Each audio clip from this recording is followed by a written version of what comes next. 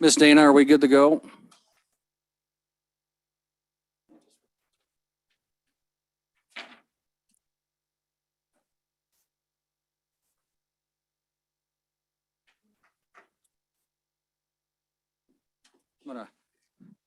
You're good now? Okay, I just want to make sure before I got going. All right. I'm going to call the Star City Council meeting to order. It is Tuesday, July 19th, 2022 at 7 p.m. I would like to ask you all to please join me for the Pledge of Allegiance. I pledge allegiance to the flag of the United States of America and to the republic for which it stands, one nation, under God, indivisible, with liberty and justice for all. I turned it off because it was feedback. Thank you. And tonight we're going to have our invocation by Elder Quorum President Joss Austin with the Star Floating Feather Award.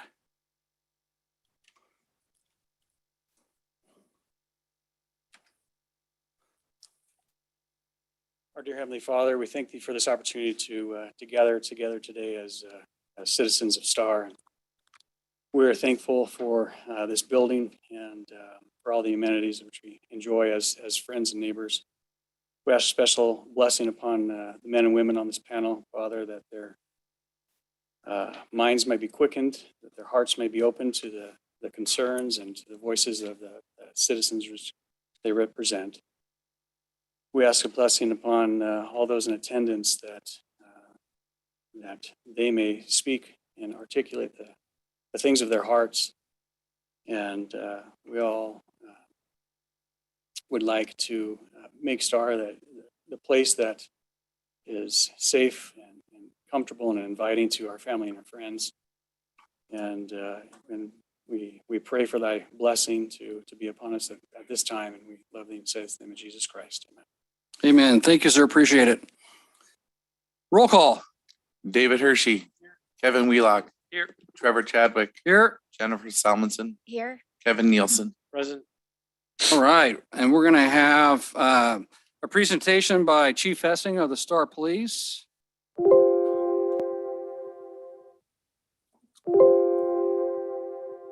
Why? Oh, hang on a sec here.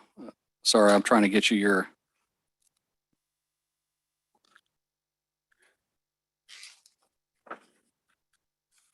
Okay.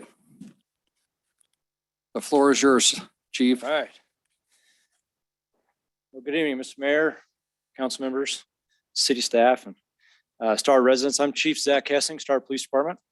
Appreciate the opportunity to get in front of you here and kind of go over some of the Star numbers. I made some notes of different things here that I wanted to share with you. Open that page here.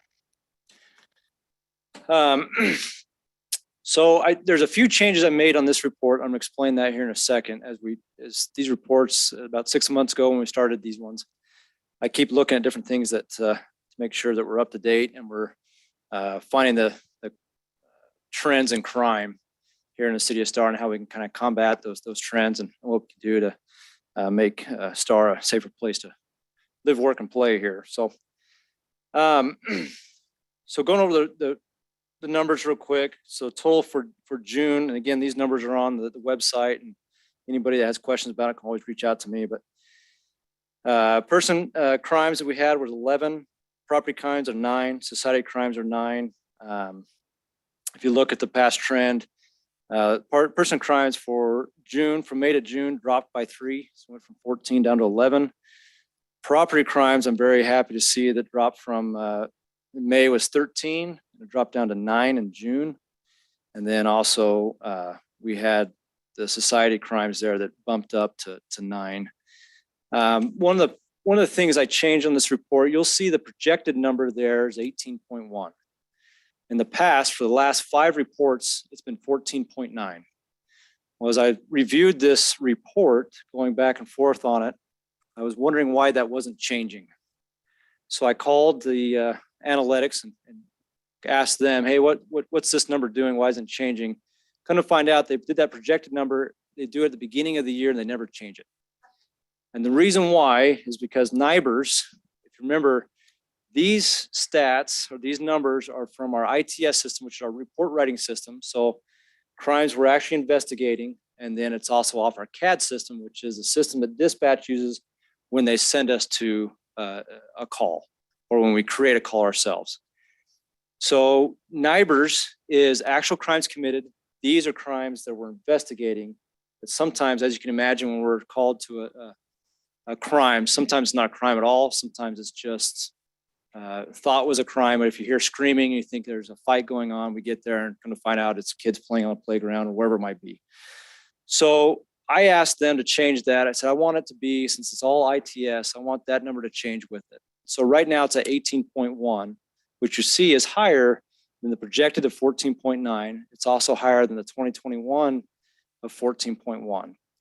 Come February or March, when NIBRS numbers come in, you'll see that number probably change by 25 to 30% minimum of a drop down. So I want to make sure that I'm transparent in what we're doing. That number will be changing here as the reports come out, but it's when it went from 14.9 to 18.1, I thought, oh man, I want to make sure I explain this really well. So don't let that number scare you. It is showing what crimes we're investigating, where the 14.1, the 17.0, and the 16.4 are crimes actually committed that has been passed through NIBRS. So I want to make sure that was explained really well. The crime trends, as we look at that, I want to talk just for a second. Some things that we're doing as I use this report to figure out what I can do more, what I can have our deputies and police officers do to help out. So person crimes dropped down to 11, which was good. One thing that we're doing there is we're starting to do what's called a community education night. So come this July 28th will be the first time we've done it at the Star River House. I've asked Detective Ashley Turner here for Star Police Department is going to do child abuse awareness and kind of talk about what we as a community can do to be aware of child abuse in our community and what we can do as if we see something, how to report that, kind of different areas that we can maybe educate the public on, as that's been a little bit of a trend. It's not, again, it's not outrageous, but trying to figure out what we can do to maybe educate the public a little bit that we can all help, because the residents out there are our eyes and ears of what's going on. So that's one thing we're doing. With the property side, as it dropped from 13 to 9, there's been some interesting things that we've implemented. One is property checks. As you can see, the property checks are still up. We're still doing location checks. We went from 255 in May to 331 in June. So my deputies out there are busy doing property checks, making sure that includes construction checks, those type of things, to try to get property crime down.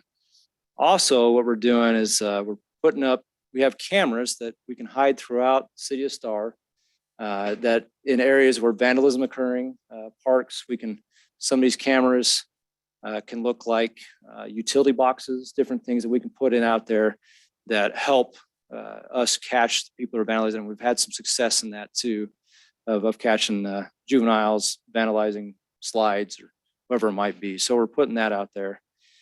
The other thing that Star does a little different than most of, I guess, Ada County is each one of our patrol cars has a fingerprint kit in it. And I'm happy to report that we had kind of an interesting call of a male subject that was in the backyard and was in the backyard checking sheds. Well, a calling party called in and reported it after yelling at him. Male subject takes off. But one of the things that was noted that the deputy did a great job on is the male subject wasn't wearing gloves and he jumped over a vinyl fence. Well, we found exactly where that vinyl fence was, where he jumped over, and they fingerprinted that and pulled some fingerprints from it. So again, something that kind of out of the box you don't see very often, but we're trying to be proactive in finding that and doing the best we can on.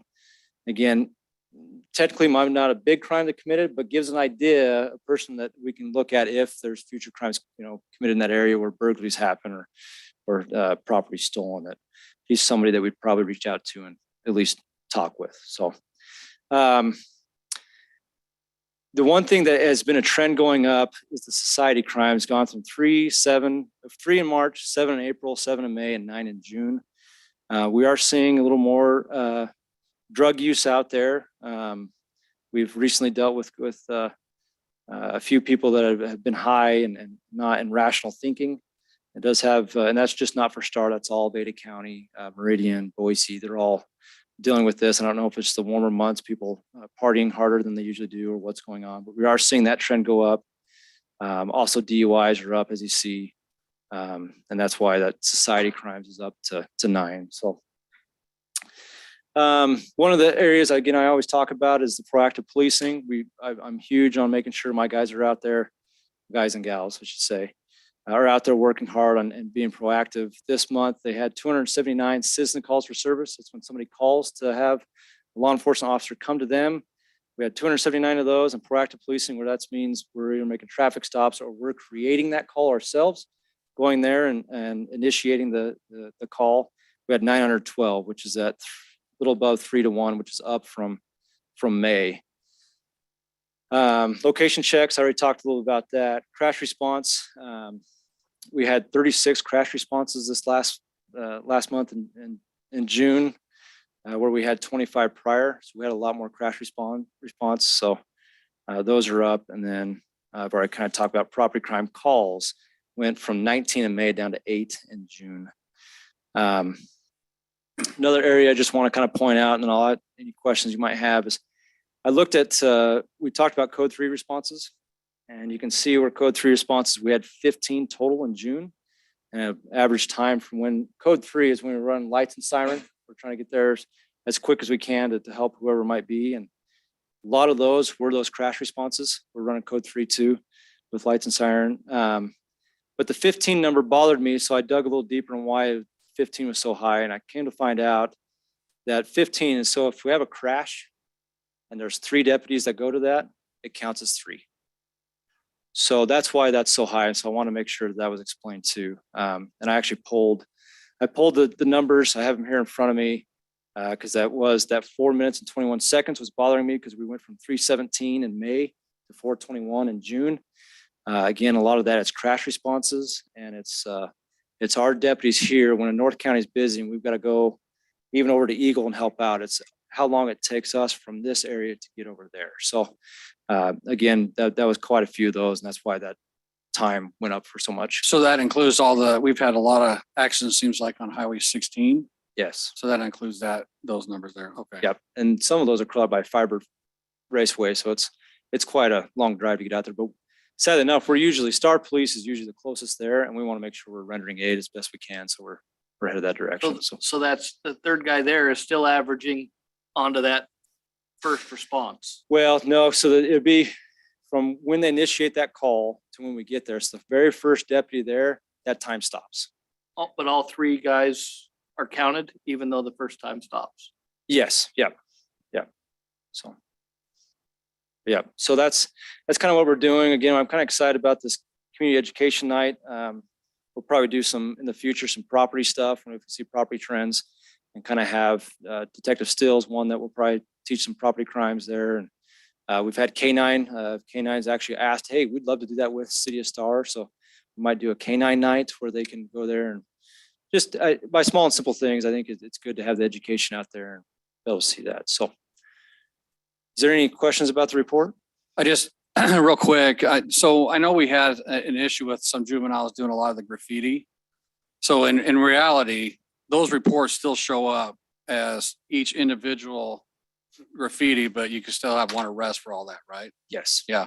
Yeah. So we had a juvenile come around and he did vandalism kind of throughout, which created, I don't know how many calls, say 3 calls, but it's the same. Same thing. Yep. And then on that education night, I'm going to tell you how successful these are. I just want people to understand this. Chief had our Detective Steele go to Star Middle School and actually give them an education lesson for the whole school on what vandalism is, all the different things like that. And we had a kid that actually inadvertently, we think, created some damage on some concrete, and it resonated with him. He thought that he created a felony. So that mentality, being able to educate, is good, because I think these kids are going to realize that what they think is simple things really aren't, right? They cause problems. And that's what I appreciate about these types of community engagement things that we have. So, Yeah, I think if we can kind of show the consequences of what they're doing, right. maybe they'll not do it. So, Any questions of chief? No, thank you, sir. all right, thank you. Good job. All right, we're move on to the consent agenda, item 5. Just for note, item 5F, the Griner Hope Springs final plat for phase 6 is going to be removed, correct, Sean? Okay, so if you approve the consent agenda, we need to remove number 6. All right, Mayor Chadwick, Councilwoman, I'll move to approve item 5A, the claim approval. Item 5B, findings of fact for Royal British Motors. Item 5C, findings of fact for Stardale Place subdivision. Item 5D, the final plat for Cherished Estates Phase 1. Item 5E, final plat Stargazer subdivision Phase 1. And item 5F, final plat for Griner's Hope Springs subdivision Phase 5 only. okay. We have a motion. Do we have a second? Second that. We have a motion, a second. Any further discussion? Okay, hearing none, roll call. Gee, this one. I didn't catch who got the second. Uh, Hershey. Hershey seconded, yeah. Okay. Hershey. Aye. Wheelock. Aye. Salmonson. Aye. Nielsen. Aye. Okay, that motion carries. We're on to item 6, we're area of impact ratification. We received a letter from the County Commissioners Area of Impact Agreement and a map proposal. We'd already approved this once, but we're just ratifying it. Correct, Chris?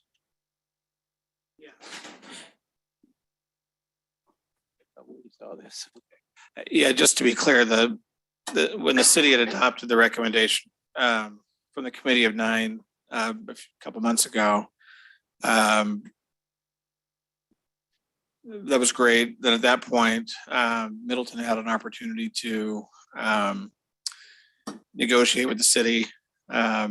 And they sent a letter to the Canyon County Commissioners saying that the negotiations had failed. And so they requested the county to recommend a boundary for the area of impact between the city of Star and the city of Milton. The boundary that was proposed by the county commissioners is the same boundary that was recommended by the Committee of 9.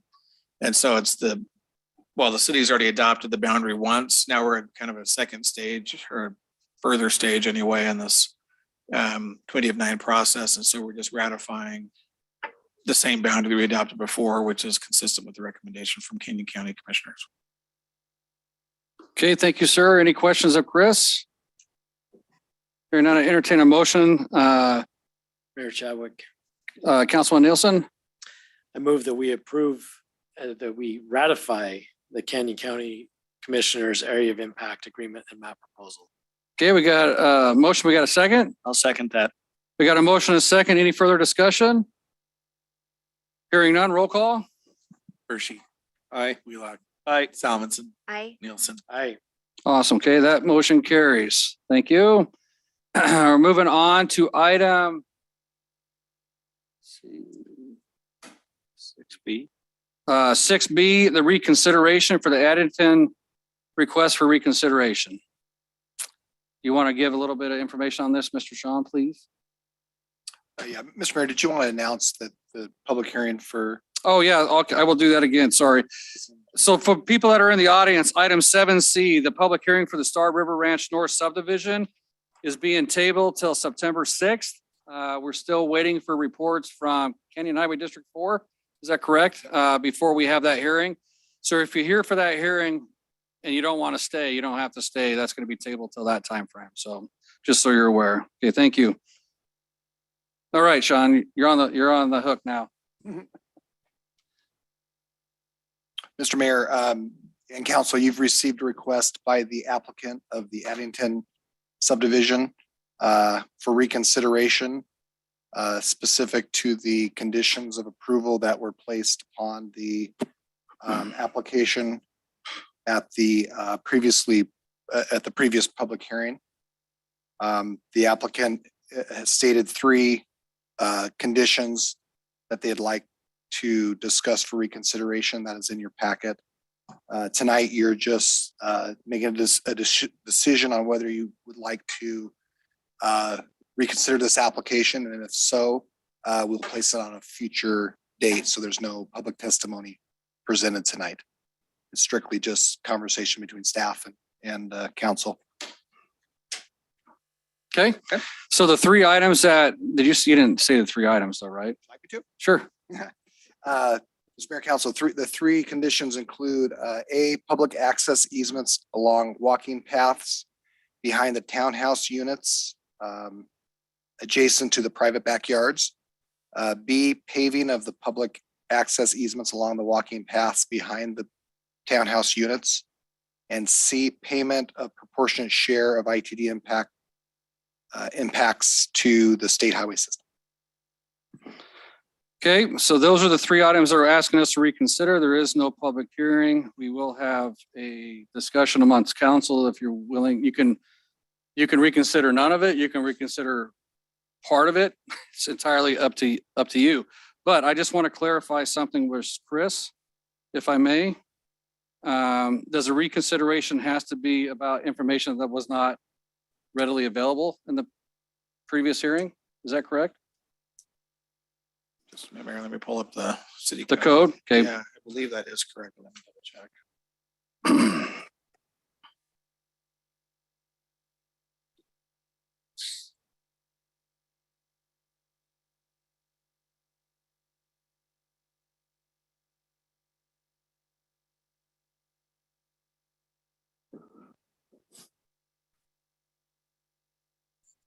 You want me to, you're looking it up, right? Okay, all right.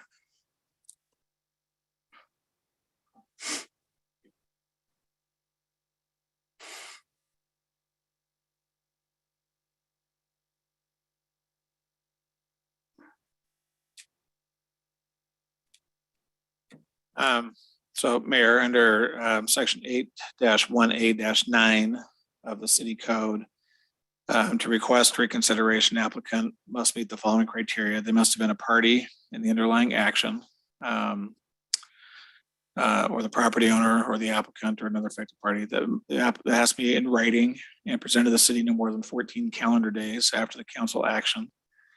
It must state a basis for the request and a brief statement of issues and decision that the requesting party is asking. And the request must include, but is not limited to, the party requesting consideration as relevant information, and the relevant information was not previously presented.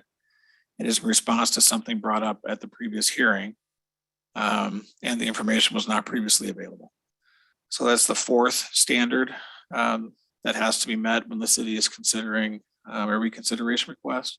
So in other words, a request for reconsideration can't just be a kind of rehash of the information that was provided. There needs to be something new, and according to the city code, something that was not available before. So if they knew about it but didn't present it, if somebody knew about it but didn't present it at the public hearing, they come back later and say, "Oh, I forgot. You don't need to know this." That technically does not meet the standard either. So it should be something new that they did not know at the time, that was not previously presented, in his response to something that was brought up at the previous hearing. Mr. Mayor and Council, let me briefly read the brief justification from the applicant into the record. The applicant states that Councilperson Somlinson included conditions related to A and C, which again, A was the public access easement along walking paths behind the townhouses, and C, payment of proportionate share of ITD impacts to the transportation system. So again, Councilperson Somlinson included conditions related to A and C that were not brought up during the public hearing. Therefore, the applicant was not provided the opportunity to provide rebuttal testimony. In other words, they're stating that the public hearing was closed and they were not able to rebut. And then, although the ITD impact fees were discussed, more detailed information has been brought to our attention that we are requesting to be considered. So that's in their written statement for reconsideration. But did they say where that ITD detail came from? So that's questionable, in my opinion. Okay, Mayor Chadwick. Councilwoman? So I have a question about, I guess, the process. So, I mean, when we have the public hearing that it's closed, we can still decide if we want to add additional conditions, even without rebuttal from the applicant. I understand that that's, may not be ideal, but legally we can do that. And it's up to the applicant to then say whether or not they agree to those conditions or not after we've approved it. And if they don't agree, then it's done. Correct. And if, as you recall, you did have a lengthy discussion about the Yeah. easements and the pathways Yep. in your, now I don't know if it was after the public hearing was closed. I feel like we had it with her or with the applicant during, but maybe not. I think, and that might be why they're requesting the reconsideration, because it was discussed amongst yourself after the public hearing was closed and they were not able to rebut any of that information. Okay.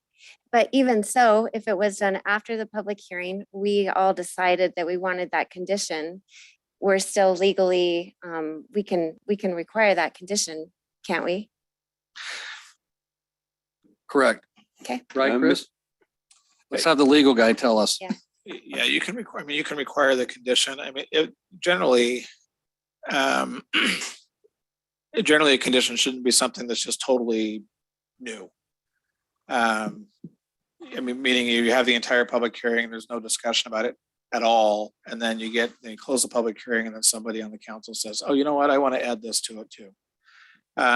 In that scenario, that would not be fair to the applicant to even have a chance to comment on it. Either the extent, whether the condition itself is included or even the extent of it or anything else. Most of your conditions are included in staff reports, right? And generally, if there's conversation about whether it's pathways or other things, as long as those happen, as long as the conversation happened during the public hearing, even though it wasn't necessarily specified that it was going to be a condition, then when you get done, you can make it a condition. All the conditions also have to be identified up front. Sometimes they do arise based on the testimony that's given either by the public or by the applicant or from ideas from council members. But for it to be something totally new that's following the public hearing would not be appropriate. And we did discuss the pathways during the public hearing. So That is correct. However, the staff did not make a recommendation or have a condition in front of you regarding A and B, the pathways and the easements. We did have a condition regarding the proportionate share that was not discussed by the applicant during the public hearing, but the other two, I believe, were brought up during your consideration, And which I believe they're arguing was after the public hearing was closed, so they did not have a chance to rebut that. well, not both of them, just the one, right? Because the argument, I guess my thing, the paving of the public access, no, we had a pretty lengthy discussion about that because we talked about running on gravel versus right. sidewalk. And then it's up to us to decide Right. what we require. So, we can have that back and forth during the public hearing. And ultimately, though, we decide, right? Right. Yes. No, Mr. Mayor, Councilman, in my opinion, only A is an arguable point.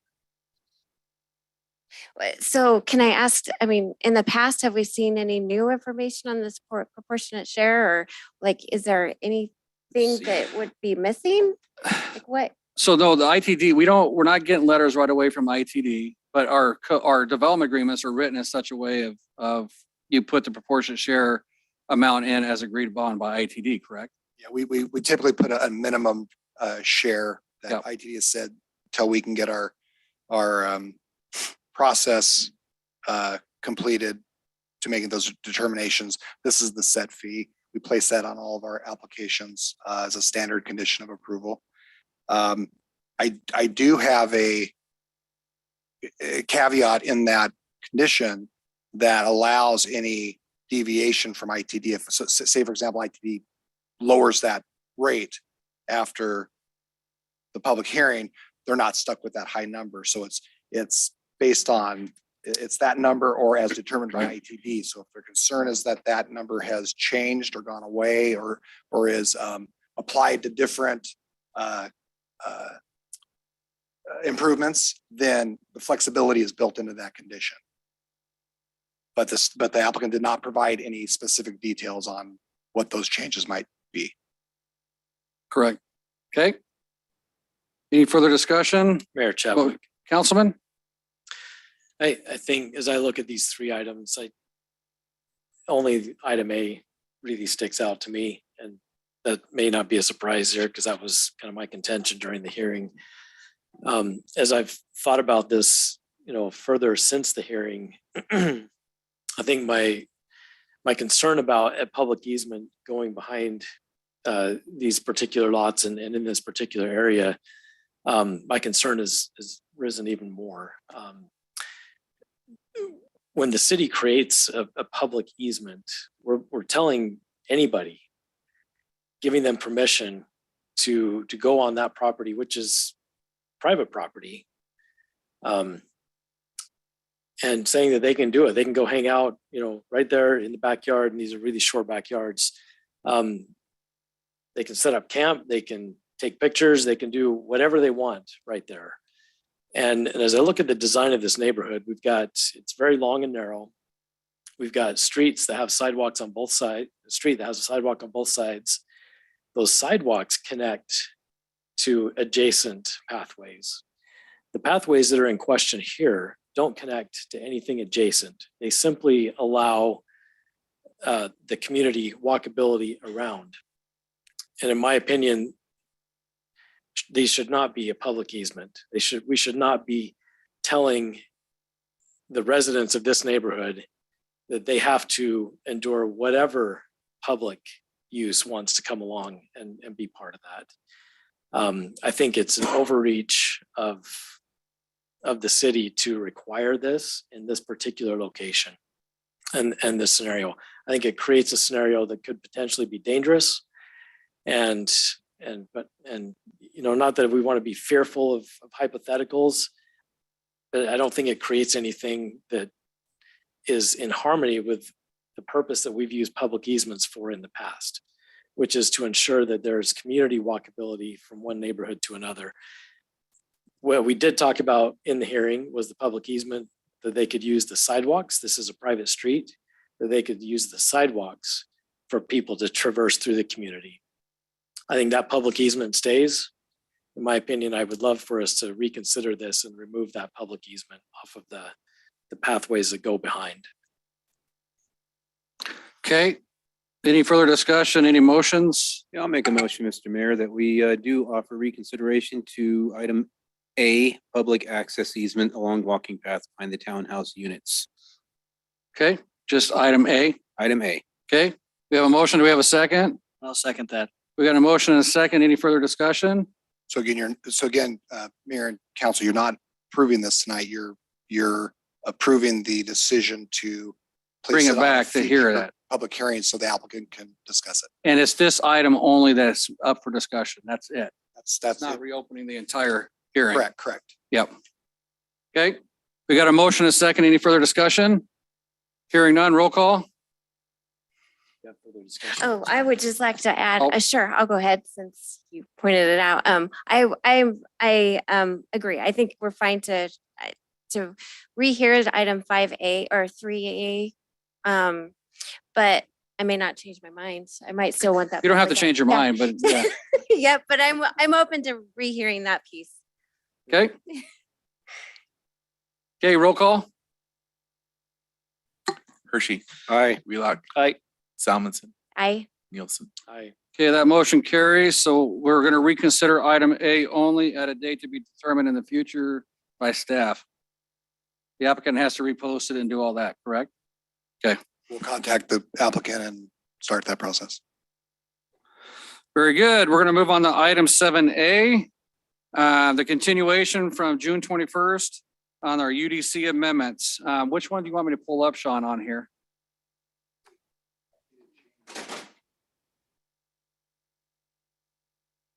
Which one? The second one? Our council exhibit workshop comments? That one? Okay. Okay, as you guys recall, except for Kevin, because he was in another country. We had a We had a public hearing back on June 21st regarding our UDC updates. It was requested by several of the development community that we held a workshop with them, which we did hold a workshop with them to talk about some of their concerns, and I believe they've been addressed, and Sean's going to talk about those. Thank you, Mr. Mayor and Council. So I did provide you with that workshop item discussion exhibit in your packets. I can briefly go over some of the highlights of that, if you would like. Yes, please. Okay.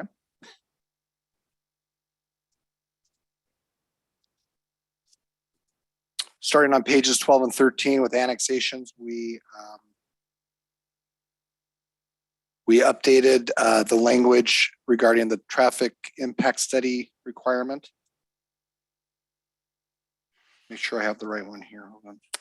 So this one here where it says an application for annexation or rezone shall not be accepted until any required traffic impact study is submitted and accepted by the appropriate transportation authority. A hearing date before the council should not be scheduled until a traffic impact study has been approved and the transportation authority has issued a staff report on the development application. That's correct. Okay?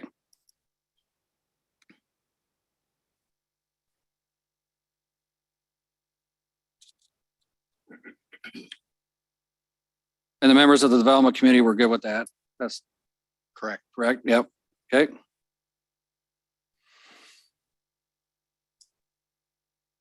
You want me to just scroll down? Are you looking at Yeah, mine? I'm just kind of looking at the ones that we discussed. It was the main ones were the traffic study. We did add performance bonds to the bonding section. Okay.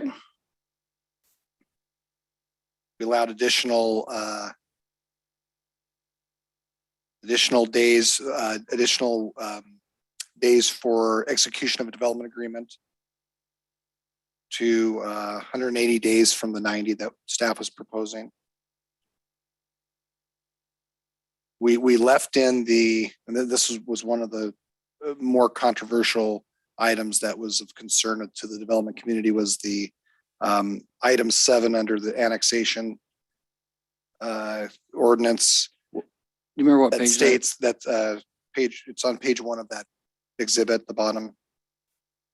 Highlighted number 7 that says the approval of an annexation or rezone does not guarantee a building permit will be issued for a specific lot or parcel if the city requires limits on the number and permits issued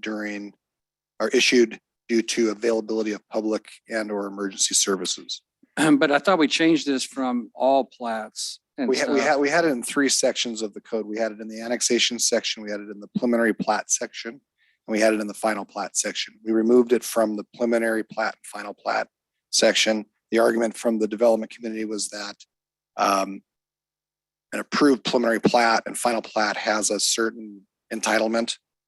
I think staff has left it in the annexation section because council has to make a decision on whether they want to annex a piece of property.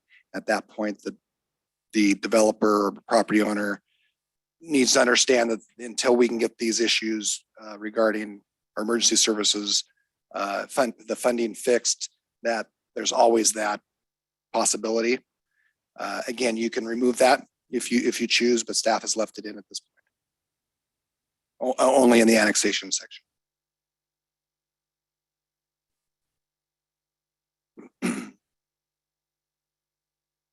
Okay. And I guess to further explain that, even if it is taken out, there's always that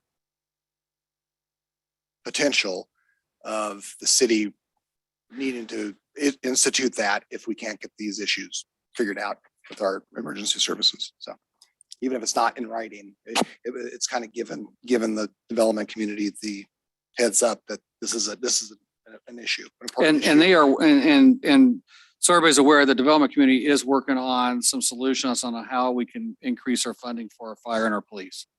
And so they've got some ideas and they're vetting those through still for us. And I would believe, Mr. Mayor and Council, if we can come to get a process in place that we could remove that at a future date. Yep. In a future amendment if necessary. Okay. We also put back in the allowance of bonding for streetlights during the final plat process. Does state that streetlights must be installed prior to the first building permit being issued for the development and shall be energized prior to occupancy of the first structure. So that is in place. Sean, can we go back to item 8, the one up above? Yeah, the administrative design review. Yes. So in the full packet, like this here is just a summary. And so I have a question in the full code, past item 5B1.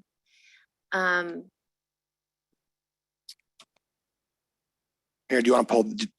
Oh, Do you have that no, up? never mind. I think it's later. I'll come back. Okay. Oh, no, wait, just a second. Sorry. Yeah, because that is a summary, right? That doesn't include the entire section. So Correct. What's the number on it? So it's 8-1B-7.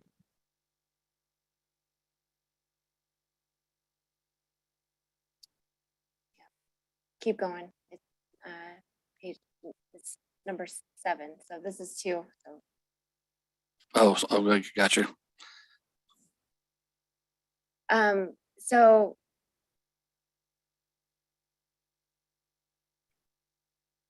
Eight 1B-7 is what you're Yes, looking for, yep, right?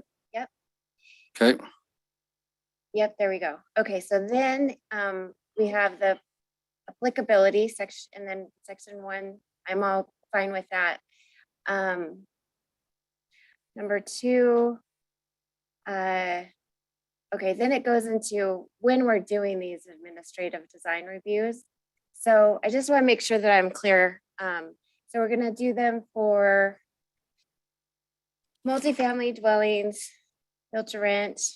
And then I thought I saw it's also commercial. Yes, all commercial. If you look at B1, administrative design review shall only be required for all new commercial, industrial, institutional, public, public or quasi-public developments that are subject to conditional use, certificate of zoning compliance, or building permit approval. So when are we not going to do them? We're not requiring them for single family Residential. residential building permits. But we are, and then if a homeowner wants to make modifications to their home, such as, so item 3 there, they want to add a window, it needs to go through this design review process. No, No, I think that that's would only be for commercial developments. right. But it's not, I guess I just want to make sure that it is just for commercial. Because, but you're also talking about the multifamily, oh. I guess I just want to. Yeah, I understand. I'll make sure that that is specific to the commercial. I get what you're saying. It is the intent of that to be commercial, not residential. So we'll make sure that's clear. Yeah, because section 1, it says, so you have item 1 is, it should be required for commercial, industrial, that section. And then you have a subsections. It can also be required for new attached residential structures in item 2. And then in item 3, it says any exterior building alteration is also required. So I want to, to me, it's unclear that that's just for commercial. It's for any exterior alterations. Yeah, it should still apply to those 2 above. So we'll Okay, so clarify it's that. just- Yeah, thank you. Okay. Where else, Sean?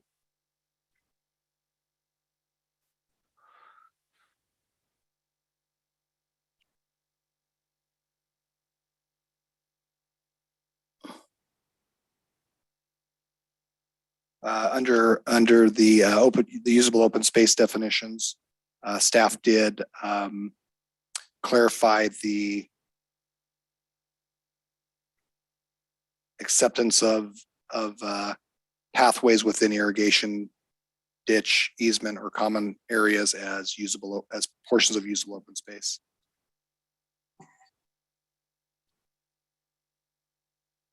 Okay.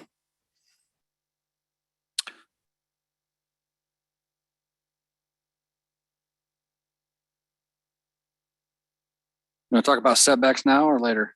It was, well, we did not change setbacks from what was approved, but we'll go into that.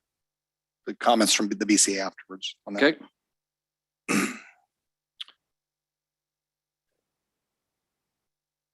We also, under the sales, trailers, offices, and construction sites, we allowed for time extensions for those model homes and sales centers and construction trailers per the recommendations of the development community. Under the open space and pathways section of the ordinance, we clarified the usable area open space. We again included the pathway allowance for the usable open space when there's when it's on a irrigation easement or common area as usable. We removed the Is that, yes, go ahead. is that assuming that the ditch company is comfortable with them using that as a Yes. pathway? Correct. And I just to clarify, so everybody knows, we are working with the ditch companies right now on a master plan on which ones they will allow the pathways on. So everybody will have that up front, including and with agreements in place. So it's not a fight for the development community and or us to get those connectivity points. Perfect. Yep. Staff did remove the mandatory requirement for swimming pools within the single family residential developments. We did increase the incentive by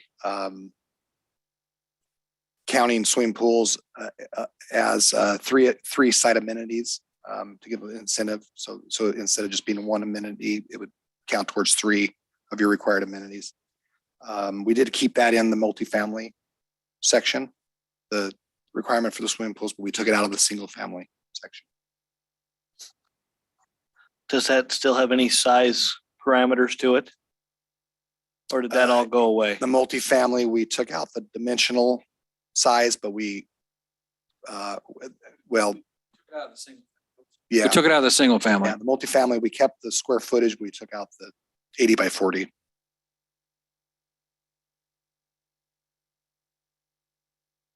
I'm going to skip the build to rent for just a second. We'll come back to that.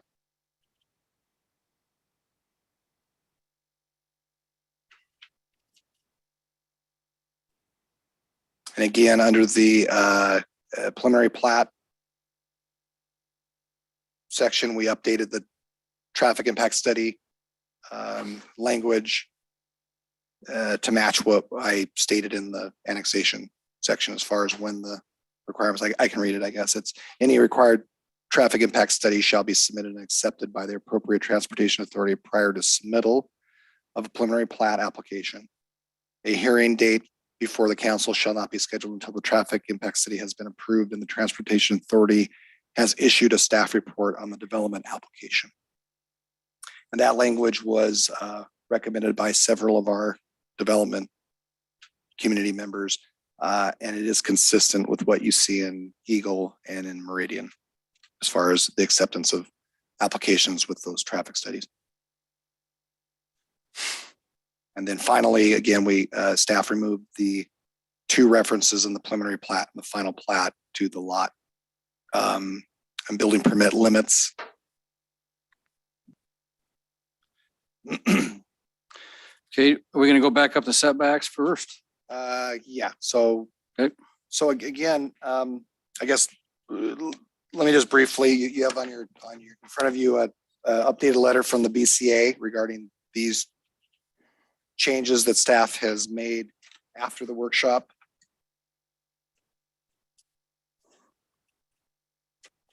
And overall, the BCA is happy with the changes that the city is making. They still have the concerns, however, with the setbacks. And they lay out their concerns as basically as they stated in the public hearing on June 21st. Yep. And they're also concerned about that language about withholding the building permits that was in that we left in the annexation section. Those are their two main concerns that they have left. And then some general comments that they have. But I think overall the BCA is happy with the changes. Regarding the language around, sorry, Mayor Chadwick, is that? Go ahead. Yep. Thank you. Regarding the language around the building permits, did they want that changed or just removed entirely? And if removed, what do they propose as a solution?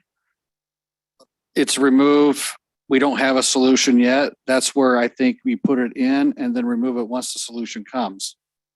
Because otherwise, in my opinion, there's no incentive. Yeah. Right? And again, they are actively working on that. And they are working on it. I mean, to be fair, they are working on it. Yes. Okay. Then I noticed their comments here around the setbacks are largely around other cities don't require it. Starfire doesn't require it. So why do you guys require it? And in discussions with them, have we represented to them that this isn't about fire code? Well, Mr. Mayor and Councilmember, first of all, Starfire does require it. It's the other, their argument is that other Fire districts jurisdictions. using the same fire code do not require it. But And our fire department does want those increased setbacks. So I'm just Yeah, clarify that. thank you for that clarification. But let me answer your question. Yeah. Yes, they're fully aware that we're not in favor of the stack and pack mentality. And that's why we don't want 3-foot setbacks on there, right? In our meeting, we talked about that with them. Got it. Thank Yeah. you. Mayor Chadwick. Councilwoman, So in their letter in item number 6, well, I guess this is build to rent, so I might be jumping ahead. yeah, he's going to talk Okay. about that here Okay. next. I'll wait. What, I guess one additional thing that the BCA did recommend on item number 4 under the additional comments regarding sidewalks and pathways. Staff is in agreement that we're gonna add add some language that will allow the ability for council to, on a case-by-case basis, look at an alternative compliance. They did give some good examples, sometimes in cul-de-sacs, sometimes where you've got narrow streetways. There might be there could be some irrigation boxes like we had in Addington Place, things like that. We want to have the flexibility to allow that in certain circumstances. So we're going to put that language in there that the council would have to approve any such waivers for that. Mayor Chadwick, Councilman, I think I'd like to recommend that we don't add that language. If they want it, or if there is a need for it, like an irrigation box or some geographical scenario, that would fall under compliance with our code to ask for a variance. When we add language that says, yeah, we can allow it, everything is going to come to us, and now the council is going to have to decide that over and over and over again. And it really, my understanding of why we're putting that in there is similar to the setbacks. It's a look and feel. It's how we want the town to develop and grow. And I think that the council should be reasonable if a variance is requested because of a geographical, feature or lack thereof. But a quiet street that has a separated sidewalk that's tree lined, I mean, that's my vision of good neighborhood development. So I'd recommend that we don't put that in. Okay. I think staff would still like to have some language. I agree with you. The language might be too vague and it can easily be abused. We've seen that before. I would maybe recommend some alternative language that might, I don't know what that is, but There's a section on variances. You can just point it to that. Well, but then we, variance, and maybe Chris can address this. I'm just concerned with doing it through a variance because I think the findings that need to be made for a variance Exactly, are very hard to Yep. come by. exactly. And maybe that, and if that's what you want, That's the intent. Okay. Yes. well, so I guess here's the thing, we could approve it as is tonight, and you could always come back with language later on what he is proposing, so you could look at that Yeah, differently. we can consider. So just so everybody's aware. it's your decision, but I just hate to have a blanket no, because each piece of property is unique in its own way. But I totally appreciate your concerns because I know how it can be abused. If you even have a little leeway, it can be abused. So I get it. So it's your decision. If you do decide that, I'll come back at a later date, maybe with some proposed language, if that's where you want to go. Mr. Chris? Yeah, just to kind of inform a little bit maybe more on this. And I think the council generally understands this, but just maybe for the public's benefit, the required findings that the council makes on a variance is that it does not grant a right or special privilege that would not otherwise be allowed in the district. So you can't use a variance to get a different use or something like that, right? The variance relieves an undue hardship because of characteristics of the site, which must be other than financial in nature. So if it's a power box or something that might prohibit or require something different. And then last is the third one is that the variance is not detrimental to the public health, safety, and welfare. So it's a public hearing process. But those are your three standards that you're not granting a special right. It is relieving an undue hardship that's not financial. And the variance is not detrimental to the public health, safety, and welfare. So just want to be clear, and I agree with where Councilmember Nielsen is going on this. I mean, I would rather not have every public hearing, every the council trying to review what might look like a permitted exception to your code. There's probably a number of ways to get there, but we do have the variance process, a process that's identified in our code if they need something different than what we want. I appreciate you reading that because if there is a feature, that doesn't seem like an undue process to go through to just identify, hey, I've got a feature and therefore I want to change my sidewalk. That seems reasonable. Okay. You got the build to rent side still? That was the comments from the BCA. So, and again, as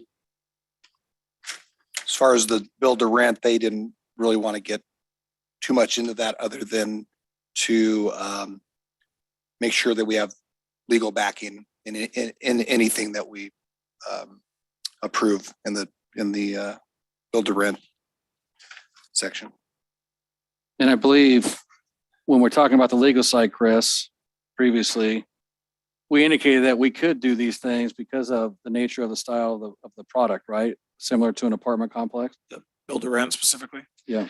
Yeah, so obviously as a city, your police powers is the general term used in statute. It doesn't necessarily refer to the police department. But the powers that the cities have are to generally protect the health, safety, and welfare of your community. And that's pretty broad.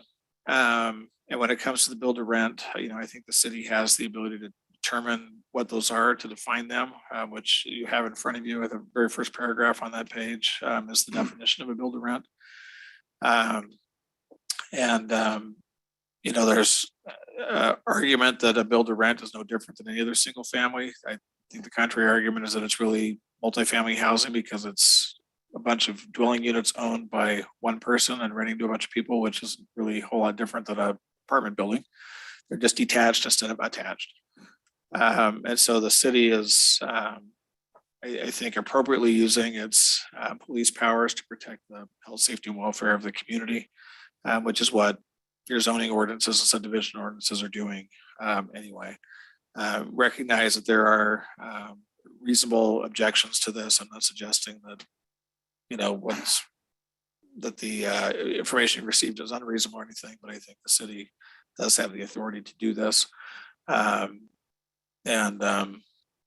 that's kind of where we're going. I think Sean's indicated he's had some recent communications with Build to Rent, kind of developers, or at least some of them, perhaps reached a, kind of a middle ground on these as well. But, I don't, from my perspective, I think the city is within its rights to kind of regulate these as long as we're not prohibiting.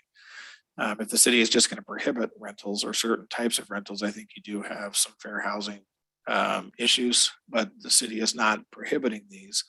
We're just trying to address the kind of the look and feel and the construction and the ongoing, kind of maintenance of these projects, similar to what we already do with other multifamily type developments.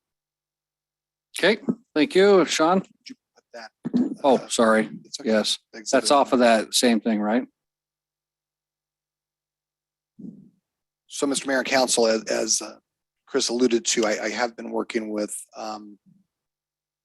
members of the development community that develop these build to rent communities as recently as this afternoon, maybe an hour before our meeting. I don't think this is the right one. So Sean. the highlighted area, and I have a copy in front of you as well.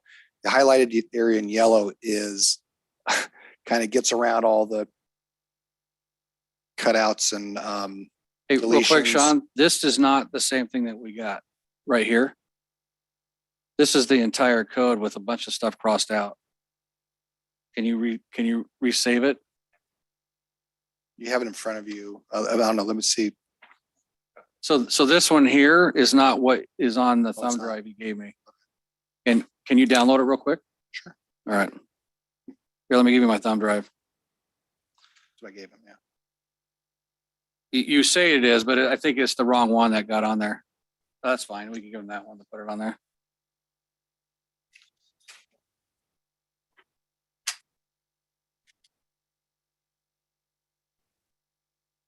All right, let's see. What is this?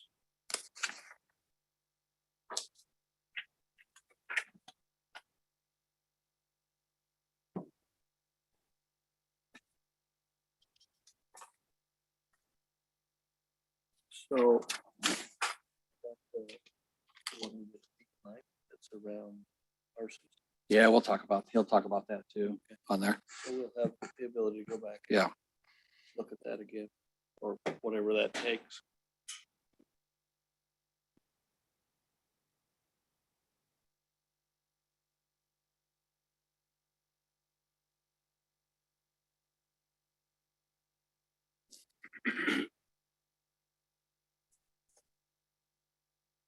And I'm just going to tell everybody, we have new technology coming in, believe it or not.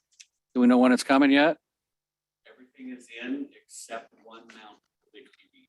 Okay. Open by the budget presentation will be live. So we are getting rid of the older technology and having more high definition stuff so you can actually read this stuff on the screens. Just so you're aware. However, we've been dealing with supply chain issues. AHM changes. About this one. Oop, oop, oop. Why is it not pulling up? Oh, please.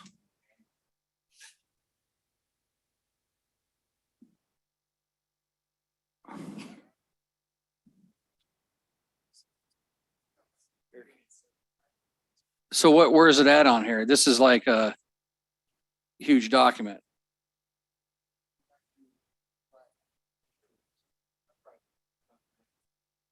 Okay, here's my thumb drive. AMH changes.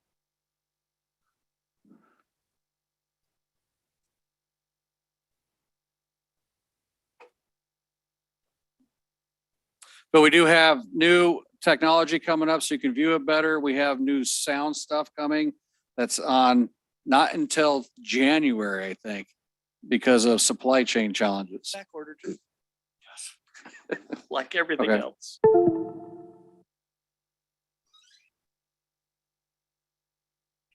So I'm going to take a 5-minute recess, guys, to 8:09. And so we can get this up. So if you need to use the facilities or whatnot, I suggest you do so.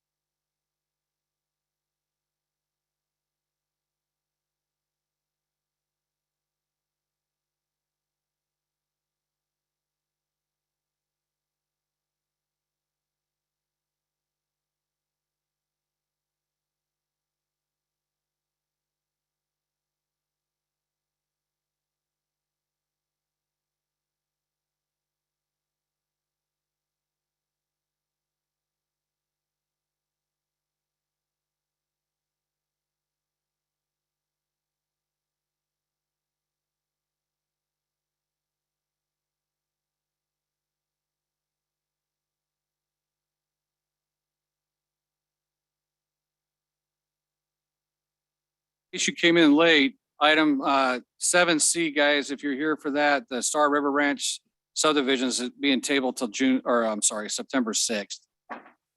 So.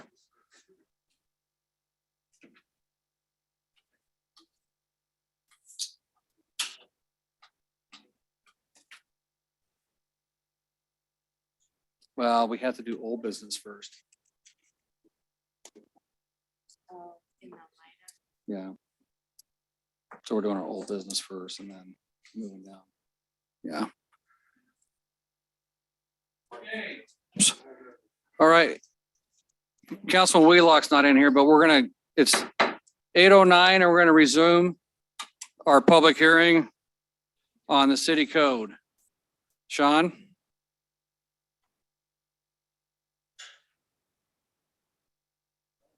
Yes, that's much better.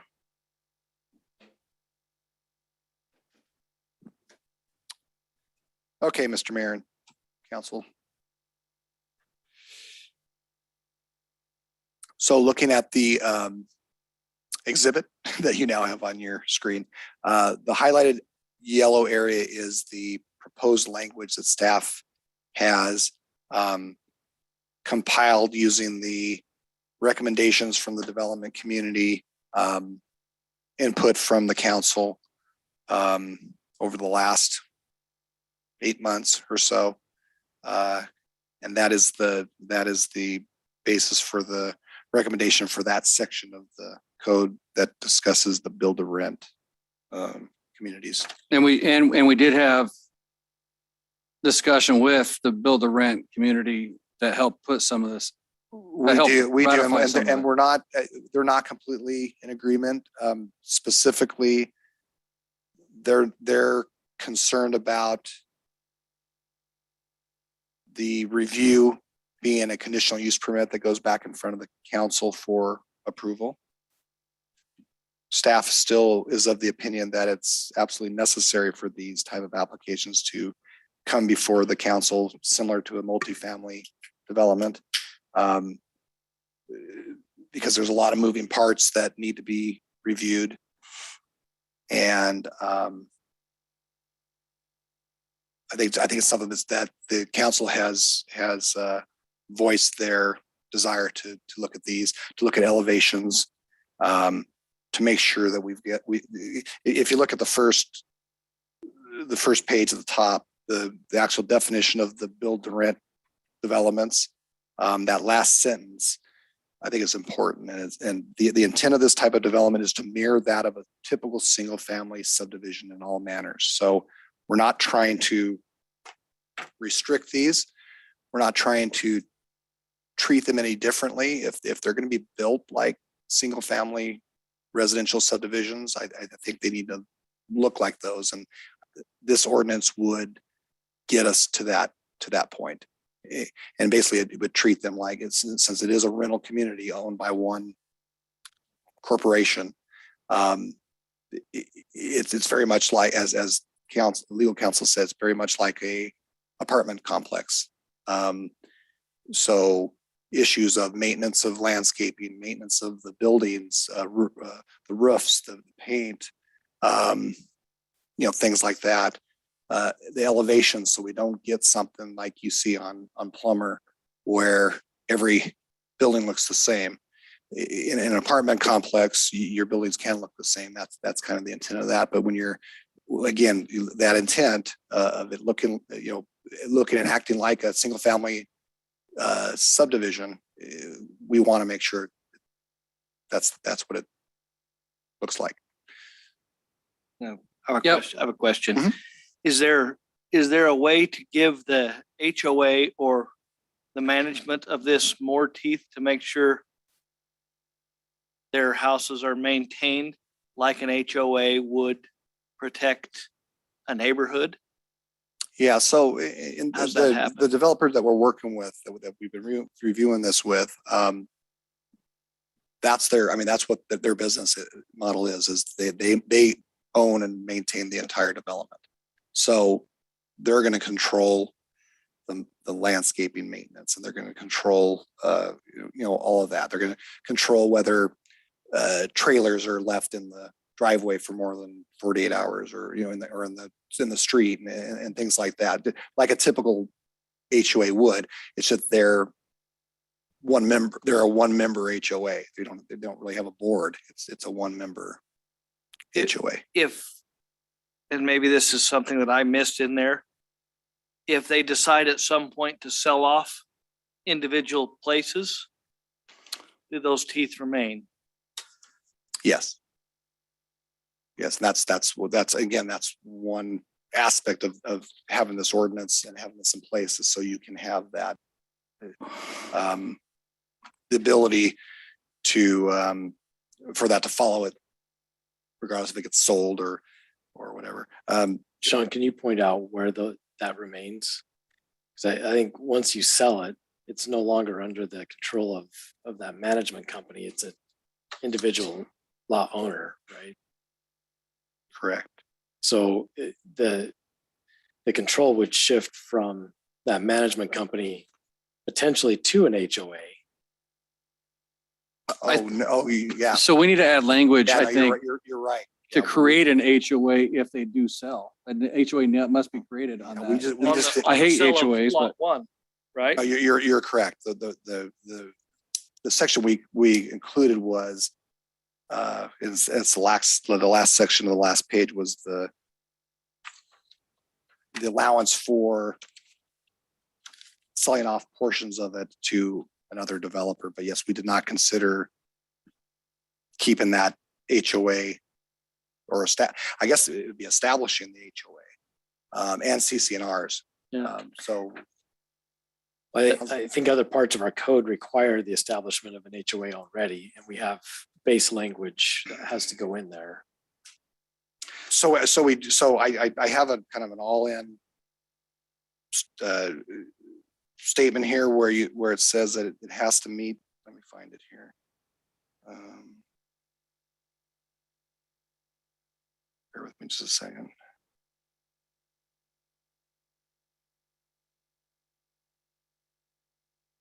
Sorry, but I've been staring at this for 8 months. I'm just really blind on what.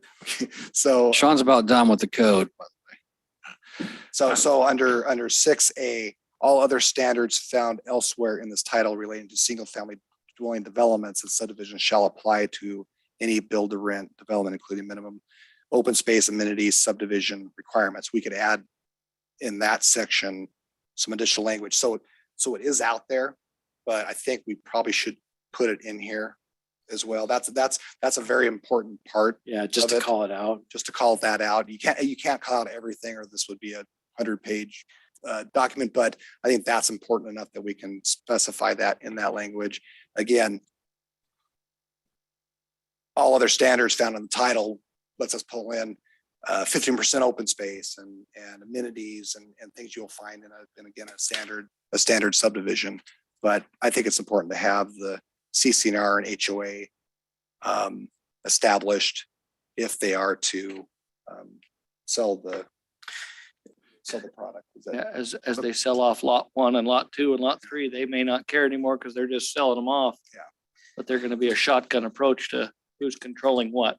And I think what we could do is if you do want to approve this, direct staff and legal counsel to sit down and come up with that language. We understand your intent. I think we can put that in there. And So I Cover wonder if in addition to that, we should have consideration for, I mean, let's say that, you know, a company builds a subdivision like this and they want to own 30% of the homes in there.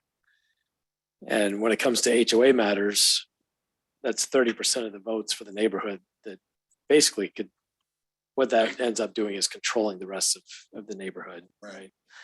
And so I wonder if there ought to be consideration for, you know, voting rights. And I don't know how you would do that. yeah. Is that legal for us to do, or? I know I can see your mind turning. Yeah, well, Councilman Nielsen threw a little curveball there while I was thinking, so. I like where he's going on that. I mean, typically what would happen when a developer develops is it's already a lopsided voting. So the individual owners get one vote and often the developer will keep like 6 votes per lot or Right. 5 or some other number. And so if it's more than 3, then, if you have 30% of the lots, then you're going to have almost, you'll always have more than the other 70% all the time. And so I'd have to think through how we could, if there's a way to put in the code, some way to kind of manage that. I I think what- recognize the developer is not going to want to just give that up if they own 30% of the houses and they're renting them. They don't want everybody else to all of a sudden start changing things and make the development something it was never intended to be. So we'd have to think through that. But I understand where you're going, that there's definitely a balance there if there is only a portion that are to rent. I was also going to say that in 8.6B3 of your code, the developer is required to establish a homeowners association in any development that has common maintenance or ownership of utilities, recreation areas, landscaping, et cetera. So that's going to be required. Yeah. Because there's going to be, in theory, there's common ownership, I guess, in these, or anytime they would sell it, the common areas are going to be owned. But I do think, to your point, I think it's better that we added in the build to rent language, that either initially when they do it, they have to create an HOA, even though they're going to be the managers and they're going to control it all, but if they want to establish their own guidelines, maybe they already do it up front. I don't know. I don't know if that's a question we've discussed with the developer. If they have, then even as they sell off lots, all those lots will still be subject to those initial HOAs or CCNRs. Sorry. But I do think there's some points here to Council Nielsen's comments that we can address. I don't know if we can address them tonight. I think No, my recommendation would be, if you're happy with the code, adopt it tonight, and we can come back at a future meeting and make some adjustments or some additions to clean up some of these items. Okay. I think one last thought on that is perhaps the separation of corporations. I mean, the HOA is a corporation. Obviously the management company would be a separate corporation. And maybe they're not the same. Maybe the HOA doesn't apply. And somehow if like an irrigation system, one rents from another or something like that, but separate them legally, and then there's just no question. Mr. Mayor and Council, I think we have one of the members of the American Home for He's Rent not. He's online. having issues. Is he on? Mike? Okay, He so did get on. we might be able Okay. to ask him that question. He might be just frothing Yeah, at the mouth. it'd be interesting to know how they handle that today, but Yeah. When we get to the It's public something we testimony didn't part, we'll pull consider. him I up. think we need to consider it. Yeah. And again, maybe we just have a standard reference in here for now, and then Yep. we work on it. yeah, and And just bring for the record, conversely, I don't want a whole bunch of homeowners to, just be mad and then control it, Right. Yeah. The other company as well, so. Or it could be two different things. You have to get them to show up first. Oh, they show up when they're mad. Any other questions regarding this portion of the code? So I think there's two things I want to point out on this specifically. And I know Council Nielsen has some concerns about one section there specifically before we move on to the public portion of this. On number 2, I just want to make sure everybody understood that this section is applicable to residential, the mixed use district, or any proposed plan unit development, and shall be reviewed and approved through the conditional use permit process. It is understood that the intent of this section is to provide design standards for a build-to-rent development and not to deny the application based on the rental use. So I want to make sure people understand that, right? Mr. Mayor, and so that was one of the concerns that the developer had, and it is a good concern. You make this a conditional use permit, and council in a lot of instances for conditional use permits, you have the ability to deny the use based on whether you can place enough conditions to protect the public health, safety, and welfare. For, let's say, for example, a asphalt plant. Let's use a nasty one, right next to a daycare center and a school and everything like that. You would have the ability to make findings that would protect the public health, safety, and welfare. I think their concern is that by putting it as a conditional use permit, you could deny their use as a rental community. And I, we've talked about this with the mayor, with legal counsel. I don't think that that would be your intent, because that would be a direct violation of fair housing to deny an application strictly based on the fact that it's a rental community. However, I did come up with that language that the mayor just spoke of. Actually, I think they came up with that, just to kind of provide a little bit of warm fuzzy to them. So I briefly showed it to our legal counsel, to Chris. He didn't cringe at it, but we might want to just tweak it a little bit. But I think the intent is to assure them that it's not going to be a decision based on a rental community. I mean, again, that's what a conditional use permit is. In my opinion, conditional use is an allowed use in a zone, but it's not a guaranteed use if council cannot come up with conditions that protect the health, safety, and welfare and let you meet the findings that are in in the code to approve those uses. So, And you get a conditional use permit in this situation, we're saying, and I believe they would agree, that if they cannot meet the design and the requirements of the city, then you can deny it at that point. I believe they sent a letter to that too. So yeah, so it's kind of a unique, I don't think you see this type of. it's a new phenomenon here. Well, yeah, Everybody's got that the checkbook. Right. developments are, but even that kind of statement within a use. Right. It's a little unique. But it's to make certain that anybody in the future on the council stuff does not get us in trouble with the Fair Housing Act. And again, I think yeah. Chris could probably come up with some better language, and we can work on it if it would I just wanted to point that out to you, that was one of their main concerns, was bringing it back to council. And we kind of assured them, well, we tried to assure them today that it's not our intent to make this so difficult to meet that you're going to go away. I think these could be good communities if they're done right. I see nothing. I personally see nothing wrong with a rental community. In some cases, they might even be better than a standard single family subdivision, because you don't have one person in the middle of the block that doesn't mow their lawn or paint their house, and this is all commonly owned and maintained. So in theory, it could be a good thing, but that's why we need to have these standards on there. So that's what we get. So one other thing I want to point out is on the last page, and this has been a concern of mine, is these are typically publicly traded companies out there, and with the market and things that we've seen in the past with stuff. But to prevent a platted subdivision that is developed as a build-to-rent development from being sold on the open market to individual owners at one time, a condition of approval shall be included allowing no greater than 1/4 of the development from being sold to individual owners within a 1-year period. This shall not apply to an entire development or phases of a development from being sold to another build-to-rent company at one time. So basically the concern, and I'm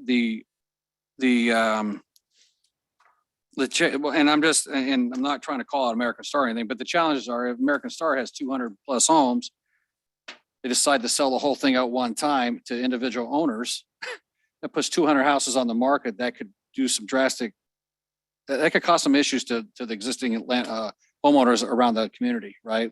You're dumping a whole development on the market, an entire development of pre-built homes on the market, right? You could either artificially inflate or deflate things because you have such a high supply, and that could adversely impact people, in my opinion, on that. But if they decide, and so there's two different models of this too. So this model with American Homes, they do individually platted houses. Another model out there is it's one plat for the entire thing, which you wouldn't have that scenario because the whole thing would be sold, right? And so I think you just got to protect, I think we have to protect the community as a whole, in my opinion, with that statement. And they in fact, we had it as 2-year period, but they asked to be changed to 1-year period. And so they gave us their buy-in on that a little bit.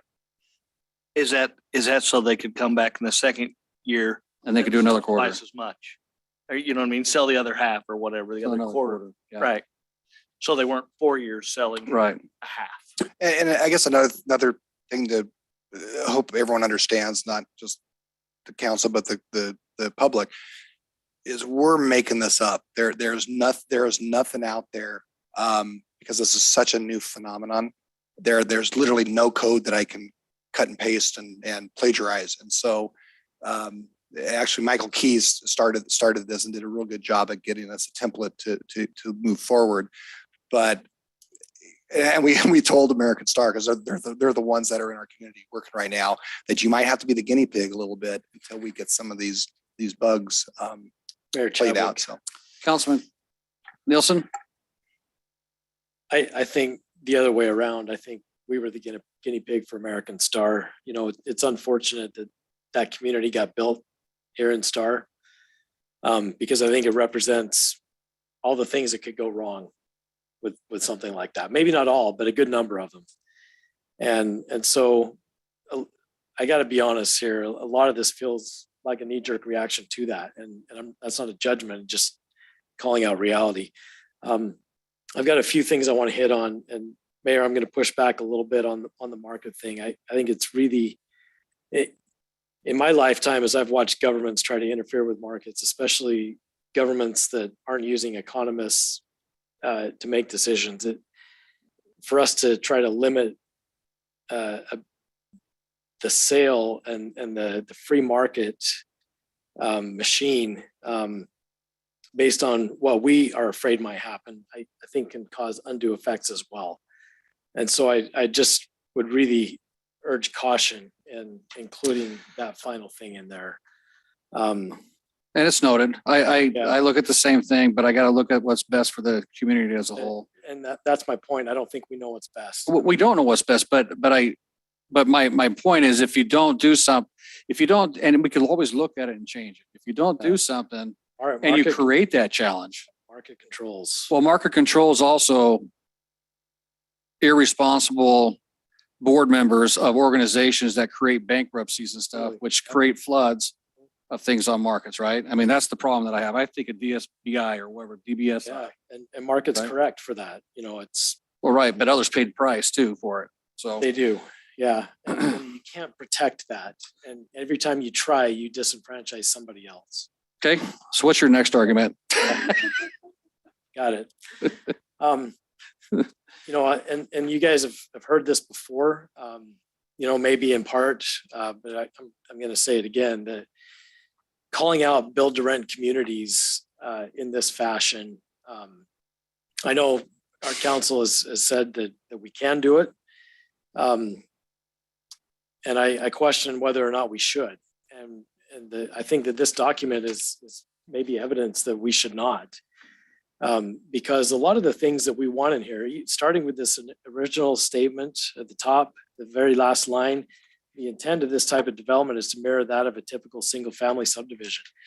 And so we say that, and then we say, but these guys are trying to act like they're multifamily, and they're not.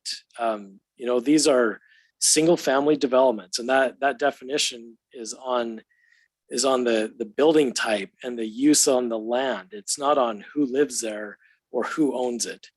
And so it's not trying to act like multifamily. It's, I mean, I've got an office right next to mine. Home River is the name of the company, and they specialize in property, you know, management. And they manage hundreds of properties all over the valley, single family residents as well as multifamily residents. This is no different than that sort of thing. And I agree with you, Sean, that these can be potentially really good neighborhoods. We just don't happen to have one in Star right now. And I wonder if the code that we write, what we're looking for is an appropriate look and feel and a consistency across our city. And if we write code that sufficiently achieves those goals, then it can apply to build to rent communities as well as any other development also. And I wonder if that's where we ought to be focusing our efforts.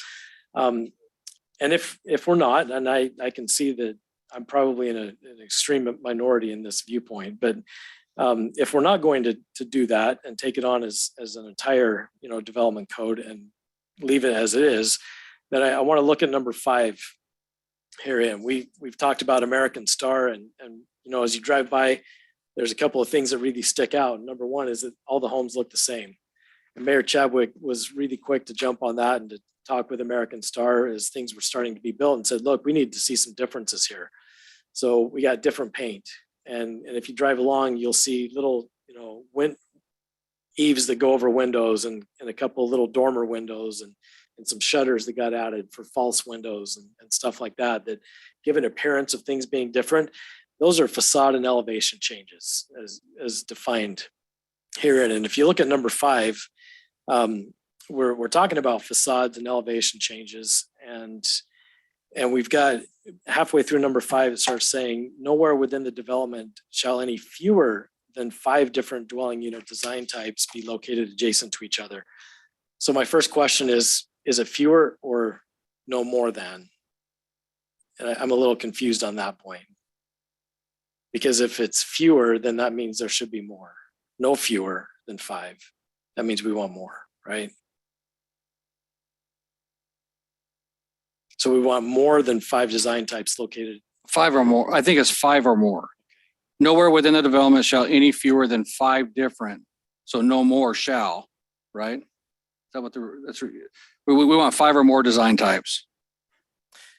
Okay, and so then we want, based on this, we're crossing out in A, B, C, and D architectural, which really changes things from, now we can take the same floor plan and put a window on one, 2 windows on another, a couple of different, basically what I see in here is that we're writing in the code exactly what American Star did and saying that it's okay. And I think that our intent here is to say that's not okay. And so I'm concerned about this section and what it enables, and whether or not it's going to achieve the goals that we've said that we have. If you look down in 6D, when we talk about some design standards in these dwellings and facades, elevations and facades, we've crossed out floor plans.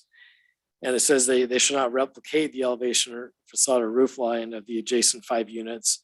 Goes on to say, I think there's got to be 2 design features need to be different. And I don't know that two design features being different is sufficient because those are they can be really small. And everything will end up looking the same. I would like to see in all neighborhoods that we've got a separation of elevations, facades, and floor plans so that you've got, significant dimensional and character variety. Single level, double level, all that kind of stuff. And so as we consider that, I think we need to tighten that up. And I don't know if in keeping the word architectural achieves that goal or not. Perhaps it does, but perhaps we need to put more in there. And with that, I'll be quiet. No, you For a won't, minute. because I know you. So I think our intent, I know you don't want to put this in there. I know we've had discussions in the past, but I believe this is more, that's a horizontal apartment versus a vertical apartment complex. And I think is, just like you talked about, we need to put some standards and stuff in place to make sure that we're protecting that. And if we need to, as a build to rent community, and I'm going to be fair to American Star, you see what's happening there.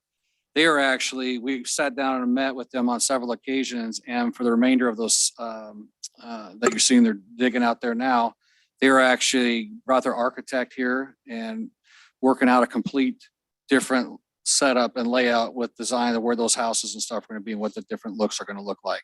So they recognize what happened. The problem is the folks that are here now that we're dealing with were not here before when it started out. And so they see that, Our right? code allowed it. Yeah, well, it allowed it and it happened. So we're working on that. Part of this also is it's important for me, and I think all of us, and as a city, if we have a development that was approved as a single family home setup, we had a public hearing on it. People had the opportunity to come and testify to that. And then that development decides to sell to a builder rent community. We need to be able to bring that back in and have a hearing and discussion to give people an opportunity to discuss that as well, because it's completely different use. How is it a different use? How do you call a single family residence an apartment?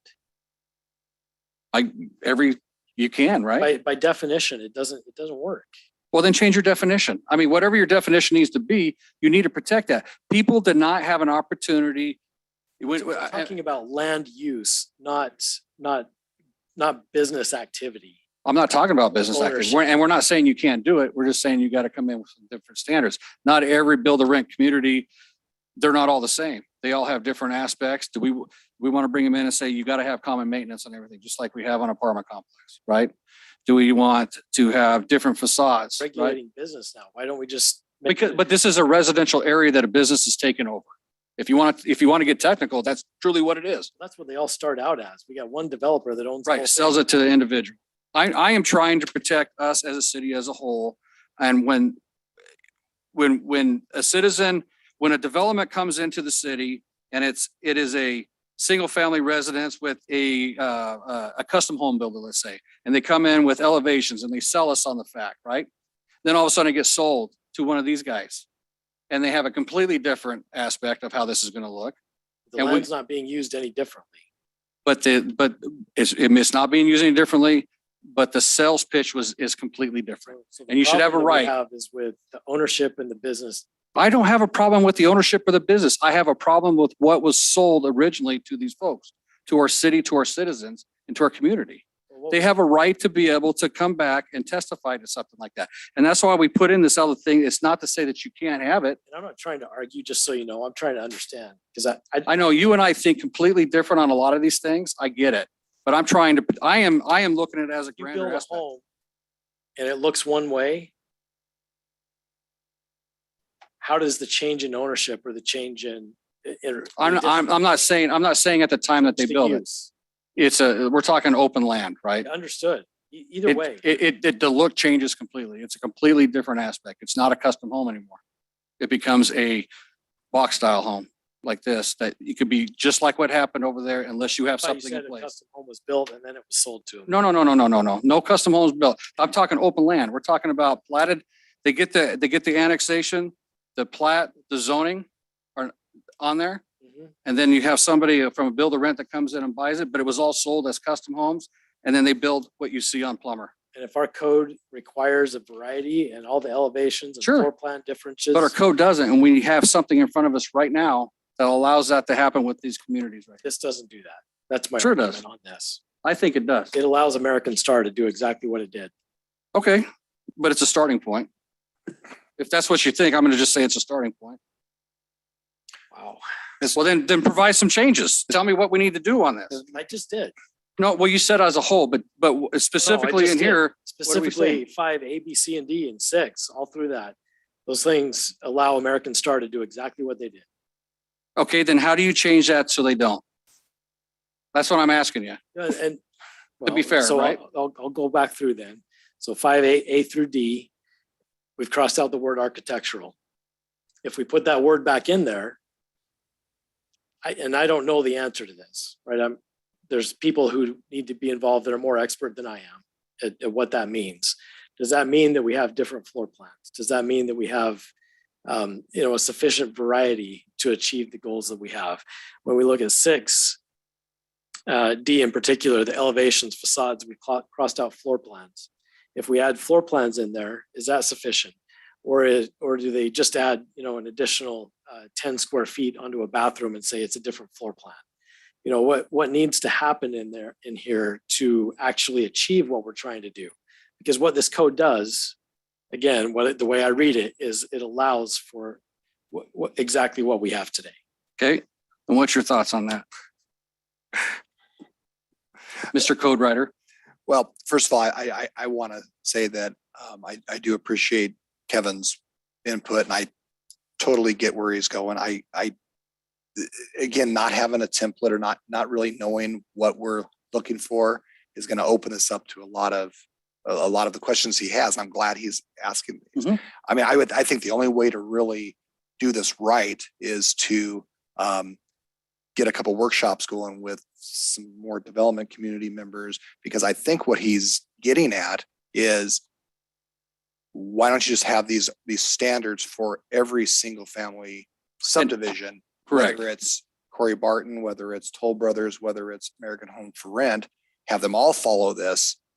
And then it's consistent across the board. I think that's what you're, And I think what you're we've saying. talked about that in the past too. about and we have doing talked, that. we have talked about in the past, and I would hate to adopt something that's not going to work or not going to achieve what we are trying to make it achieve. So I would prefer. So I just, let me just ask the I hate question to though. say this, though, but I would prefer to take this out of the code and get a workshop or two going with American Homes for Rents, since they're the authorities on this, and some single family builders and a couple of the council members, and have this done right. Have all these terms, whether it's architectural, whether it's architectural dwelling or it's a design, whatever the terms are, let's get it done right. Because I think we're going to come back and change this very quickly. Okay, Kevin. I wanna ask Kevin something. And when you're talking about not wanting to restrict the building codes or not wanting to restrict the free market, but you're willing to adjust the whole city to these different models and standards, not that you want to adjust everybody, not just a build for rent, which is still, to me, adjusting the market that you're trying to have free market. So when I'm talking about market, I'm specifically referring to That last to piece. the last piece here where we're talking about the ability to sell. Nonetheless, but you were talking about that in the, why are we not considering this just a regular single family home? Right? Well, it is a regular single family home. But you're willing to say, let's just have this be for everybody. Yeah. Well, I Rather- think, rather I think than- he's, I think he's, Rather than the build for rent and single family being different. I think in his mind, take out the last section and have the rest of it be for everybody is what you're saying. basically, Right. Right, yeah. Yeah. Not Yeah. limit anything on the sale, but have standards and stuff for everybody as far as what that looks like and what the neighborhood looks like. I think that's what you're referring to. Right. Yeah. Because I think you're thinking that he wants to take all of it and change it, but if you take out D, Yeah. yeah. So right now, we don't have any standards in our code that say, for example, if we have a single family residential subdivision with 1 to 50 units, that there's 5 different architectural styles with, if they're all going to be owned individually.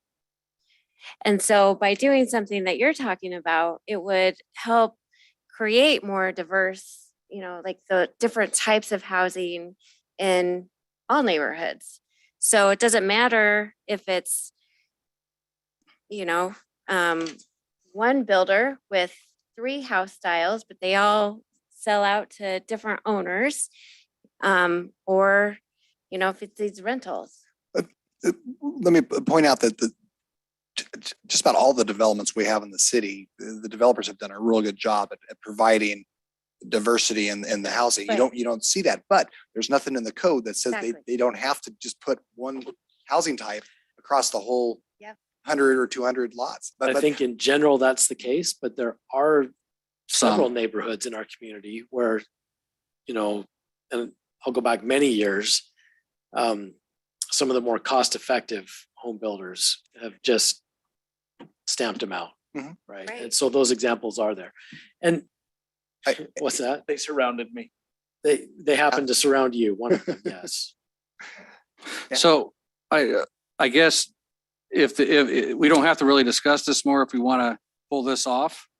I And if your think that suggestion I is- think that the council members brought up some really good Okay. concerns. I think it needs to be done right. I hate to delay it, but I've been staring at it for 8 months. I get confused when I look at it right now because there's just, it's something so new that so I would suggest a workshop. We've got great developers and American Homes for Rent is great to work with. They're the ones that are doing this. So I think they can provide us good input, but let's get the council with them and sit down and let's get this done right. And then decide if we want to do this citywide to all developments, just so we have, just so it doesn't look like we're picking on one use. Again, I don't think the rest of the development community is going to have a problem with this because they're all the developers today are doing this. You go through Hayden Homes, they've got a wide variety of houses. You don't see the same house. You'd never know it. I mean, they could be around the corner, but you don't notice it. And I think that's what we're trying to do is we're trying to, especially on our collector and arterial road rear elevations where you guys have said over and over again, you don't want that to look, you want that to look nice. Okay. That's a public view. going Love that through part of there. it, yeah. So All right. that would be my suggestion, but I think we should open up the public hearing and Okay. let's listen. I'm done. Yeah, I'm done. Me and Kevin are done for now. So can I have the Never sheet? done. We're never done. Where did Ryan Field go? They go home? Oh, wow. All right. No, well, we never closed the public hearing before. It was just continued. Yeah, and so we are going to, I think Mike is online, right? Okay, and he may want to get offline if we're going to pull it off anyway. But I got Miss Emily. Well, actually, let's do Mike. I'm gonna do Mike first online because he's driving. Yeah. Mike Irwin. Can you hear us, Mike?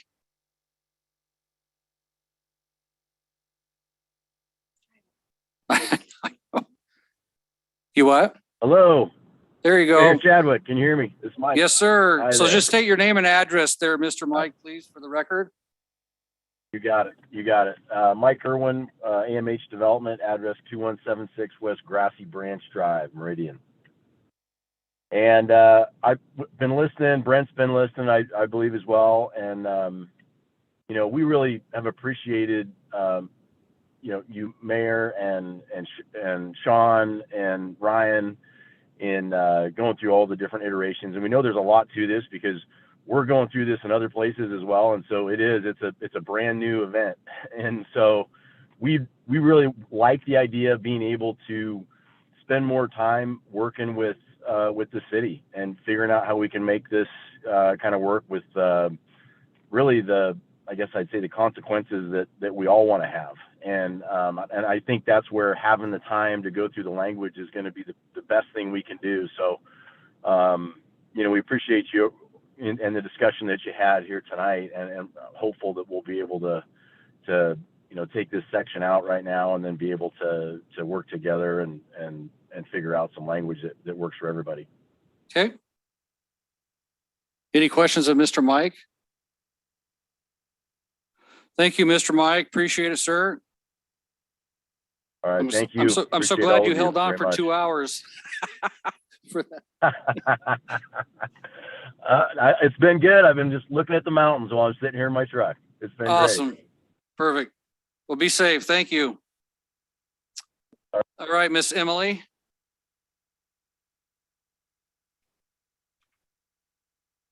Thank you and good evening, Mayor and Council. Emily Mueller, 839 South Bridgeway Place. I work with Mark Bottles Real Estate. And I just want to also say thank you so much, Mayor. Thank you, Sean, for creating a space to dialogue about these UDC amendments. I wasn't able to attend, but 2 folks from my office did. And just said that workshop to talk about the UDC amendments was incredibly helpful. A lot of good solutions and a lot of support. So we're grateful for that. The only remaining concern that we have is with that section, the chapter about the annexation and rezone, and section B7, discussing limiting building permits. And so please pardon me if on that June 21st hearing I'm misremembering, but what I'd remembered from that hearing is that we would hold a workshop to discuss all of the other UDC changes and table those for tonight, but weren't expected to have a solution yet to the fire police mitigation issues. So I personally was a little surprised to see it still included when we got the comments yesterday. All that to say is that we're continuing to work on solutions to the police and fire concerns. We continue to be extremely sympathetic and understanding of those concerns and want to come up with solutions. We would like to see maybe another workshop to talk about what the development community is coming up with. The developers that we've talked to and who are clients of ours are all in support of some sort of mitigation fee to help with fire and police. And I know that there are other solutions that the BCA is also coming up with. We're not a part of the BCA, but would really think another workshop would be really helpful. Just on that piece. Just on that piece. So, you know, and even we don't even have a problem with, so if you go to, that's section B7, and this is on, Where was that PDF at? page 416 of the agenda. Yeah, there it is. Perfect. Even in section 6 there, you know, at the end of section 6, where it says, or will be required to participate in funding of police and fire protection as it relates to residential growth impacts. I think that's fine. I think our concern with 7 is that right now that seems really unclear about how this would be applied. And I think it just creates, even in the current moment, unpredictability with where the city would take an annexation application that includes a preliminary plat. And obviously annexations are discretionary. And so there's no certainty when you come with an annexation application, but I think this language creates an unpredictability. And without knowing really how those building permits would be limited, to what extent, when would a preliminary plat be included and approved with an annexation if there were still fire and police service level concerns. So I think right now we would request to have one more workshop. And again, I think that was a lot of our understanding from the June 21st hearing, is that we would talk about all the other UDC amendments, get those agreed to, and then continue to work on this. I think by having another workshop and setting it for another council hearing, we'll do an even better job of continuing the discussion. Is what we have discussed. So again, we really support all of the UDC amendments, are excited that it got to this place. Again, thanks to the dialogue and the space created for that workshop. This is the only remaining matter that we would like to address. So on number 7, we could remove that and have that workshop, correct? Mr. Mayor, given the our schedule moving forward here in the next 4 or 5 months with the problems we're having with the transportation authorities getting our reviews done, I don't think delaying that, taking that out and delaying that for a couple months is you're not going to see an annexation in front of you for several months. So I would support taking that out for now and I will tell you that continuing the workshops and well, and it's important though that we get I know you're not part of the BCA, but it's important that if we're going to do the workshop that we have the BCA, the realtors and your group in there, because I spoke to all of them, right? Individually about what's going on. And if we pull that out, that's fine, but we just got to understand that if we can't come up with a resolution, we have to do something. yeah, the urgency is still there regardless if this language is in there or not. I hope that the development community, I think they understand that even without this language in there, if we can't provide services, the council might not approve annexations if they can't serve the city. So the urgency of you guys continuing to work with the city and everything, I think is important. Yep. I'd be fine taking that out. Councilman Nielsen? So just in regarding, mitigation and potential, development community to come in and provide some relief there. I wonder if it's even possible to mitigate.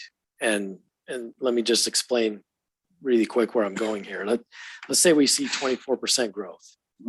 I don't think that's unreasonable. We're capped at 8% budget increase year over year. So at 24% growth, unable to take taxes from new construction rolls, that would be a minimum of 3 years to recapture that 1 year's worth of growth. And so it might be easy to say, well, let's just pay 3 years of taxes and that's the fee up front. But let's say the city also has something else that comes up that we need to increase our budget for, an unforeseen expense. And we don't have it in savings. Well, now we increase the budget for that expense, but the growth can't offset. We still can't capture anything for growth. And so it may be that the growth that occurs in 1 year can't be recaptured over the course of 20 or more years. And I don't know how we come up with a formula that can adequately say that growth is paid for growth. And maybe it's easy to say, well, our police and fire are funded, and we can still hire the right police officers, that, number that we need, and things like that. And maybe it's more of an objective outcome, Mhm. Outcome-based objective, I should say. But if we're really looking at it, and the fiscal responsibility of this council is to ensure that growth pays for growth, I don't know that we can do that and mitigate it. The real solution here, it isn't that the city of Star is putting in language that limits permits. It's that the state of Idaho has put in language in their code that prevents growth from paying for growth. And I think the BCA, the Realtor organization, I will tell you, they're all on board and they're working on making that change. I with that. understand, So, but until then, we're faced with picking up all the pieces, and we're faced holding the bag. We're the ones that everybody comes to. In fact, we're the ones that the whole reason the state legislature put that language in is because they were pointing fingers at the cities saying, you guys are charging too much taxes. And that's absolutely false. It's not even close to the truth. Mhm. And so we got burned on it on that end. We're getting burned on it on the other end. And I just don't know if there's mitigation that's and that's what possible. I will tell you, the BCA had a statewide meeting up in Coeur d'Alene last week, and this was the issue that was brought up. It's a challenge, not just in Star, but with a lot of small communities around Idaho.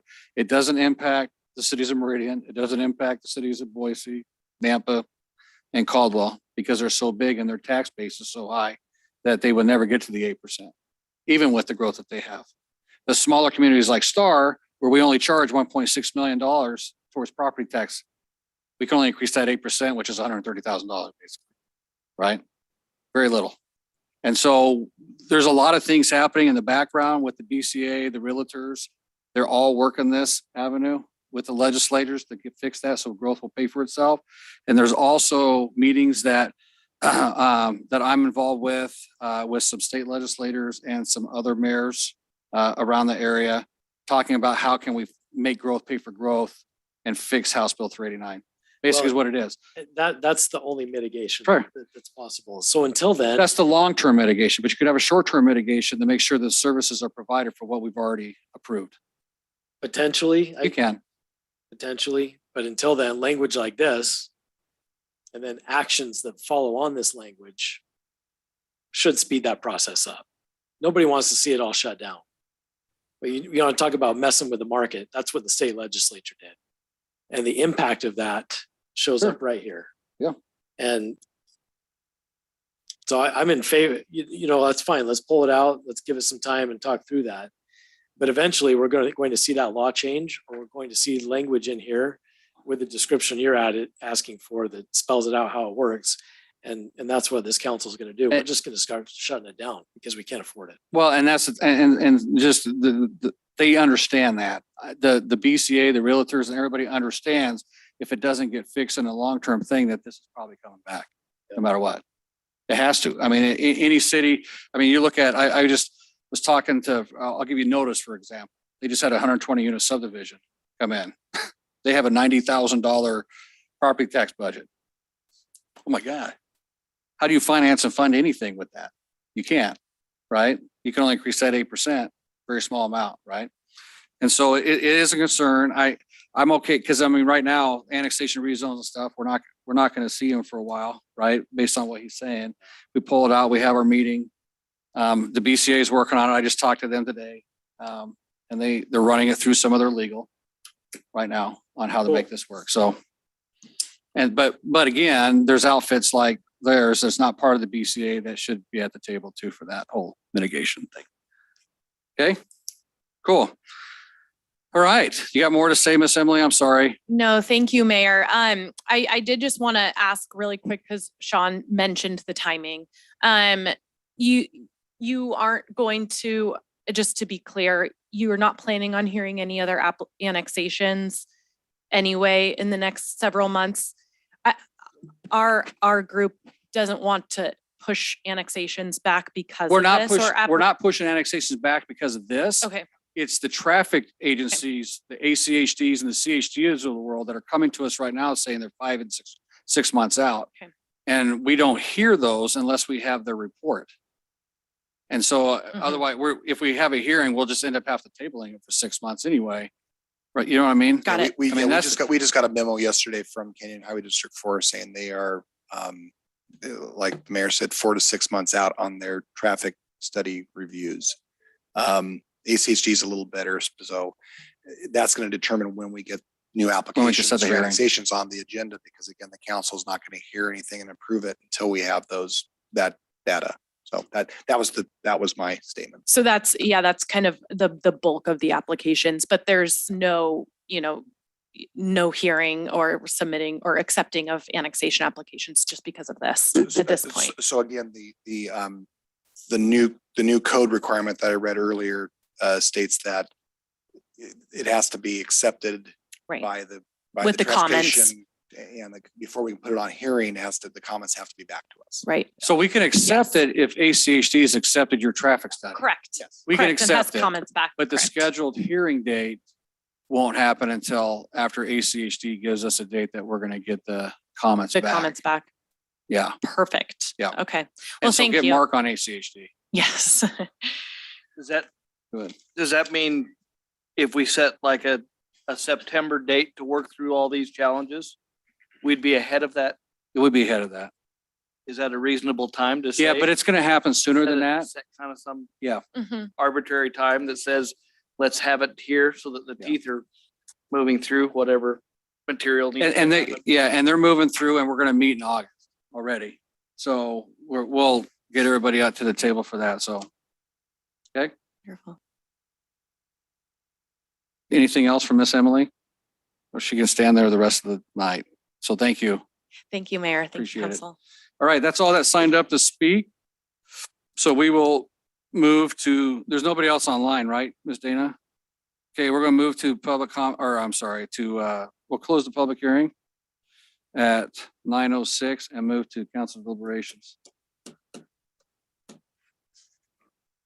So, Mr. Mayor, are we thinking about just not approving any of this right now and tabling the whole thing, or? No, Just we- the specific areas? we're thinking about pulling out the BTR and this language here on number 7. All right, Um, well, just to be quick, when it comes to the annexations, we need something.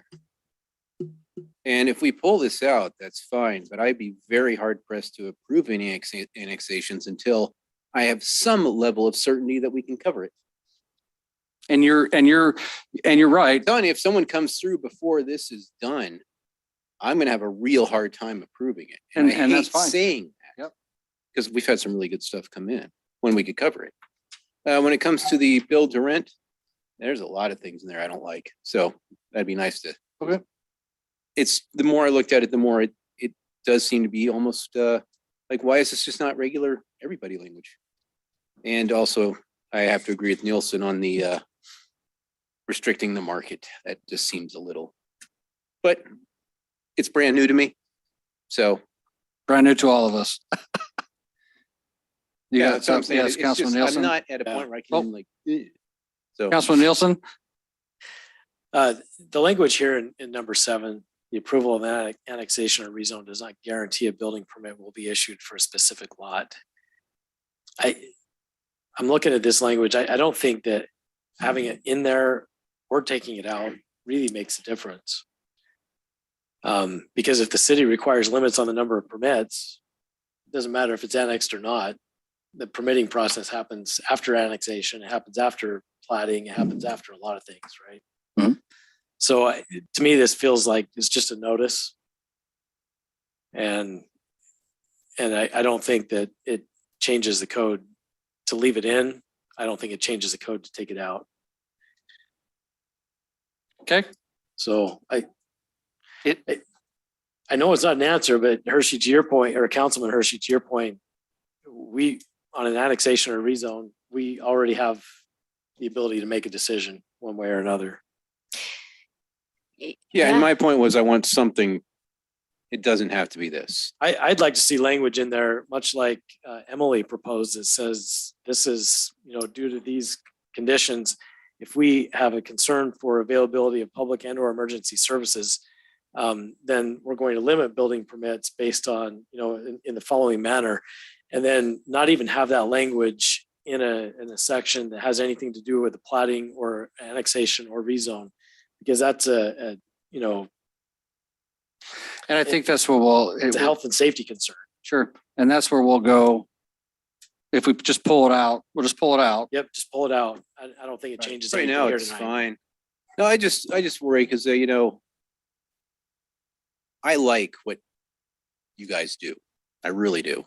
And the fact is the economy is driven a lot on the building. How many builders are there, or not builders, but are employed by building? A lot. 30,000 in this county alone. 30,000 jobs. I mean, it's significant. It's highly significant. And so I just want to get something that protects us, but also doesn't just destroy everything at the same time. And, something was brought up interesting too, the knee-jerk reaction. Because as soon as he said that, I work for the federal government, so classical knee-jerk reaction place. You'll see one administration have a knee-jerk reaction that just ends up destroying them eight years later. It's like an 8-year cycle. Whatever they decide, it just ends up just biting them to pieces. So I want to prevent that too. So anyway, yeah, I'm good with removing those two things for now and moving forward. Okay, Councilman Wheelock, you were trying to jump in. I just, when you look at the ability to limit the lots, and I understand it for public and emergency services. But if we, as a council, say, yeah, go ahead and put $14 million into the ground and we're not going to sell you a building permit later, that's got to be a deterrent. It's just, there's got to be a way to warn people before they invest their money. And we should have enough foresight to say, we're going to be able to provide services before you put your money in the ground. That's all. I think there's got to be some line of fairness in there. And I That have already approved. right, and we haven't done any of the limitations or anything. They would have to come in and we'd have to put an ordinance in place to do that anyway, which would be a public hearing. So people would get that notice, in my opinion, at that time. But I think we would just pull it out.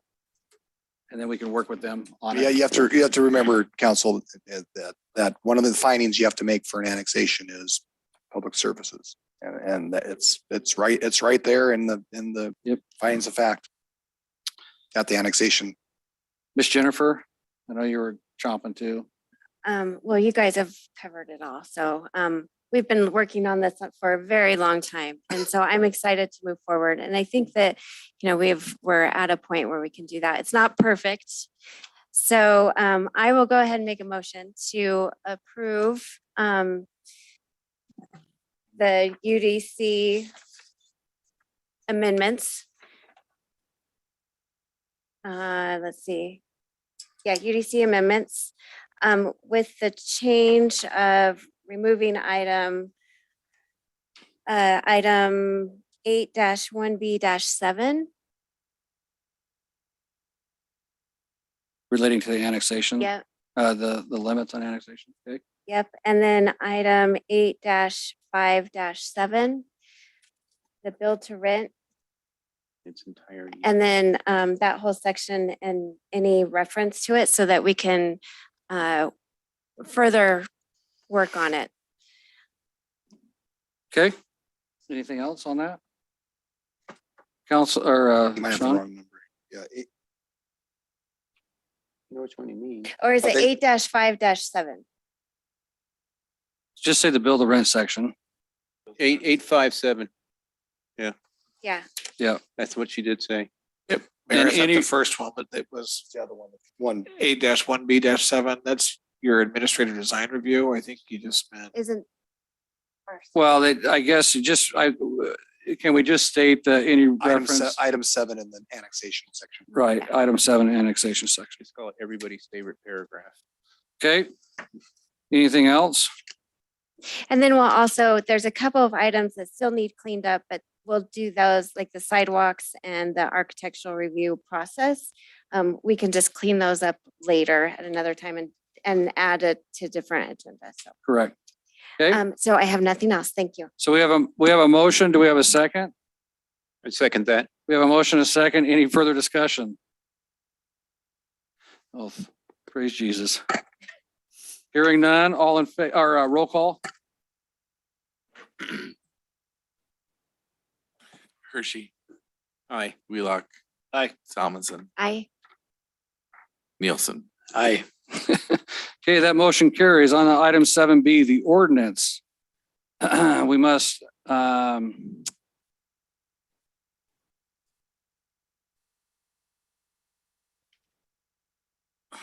hang on one sec here.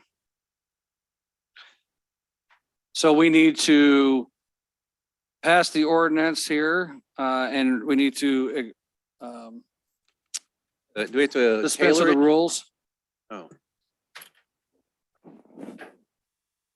Right here. Mr. Mayor, Councilman Hershey, excuse me.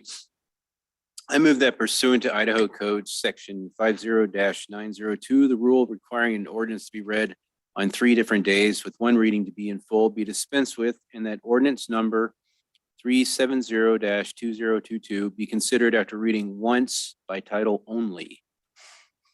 okay, we got a motion. We have a second.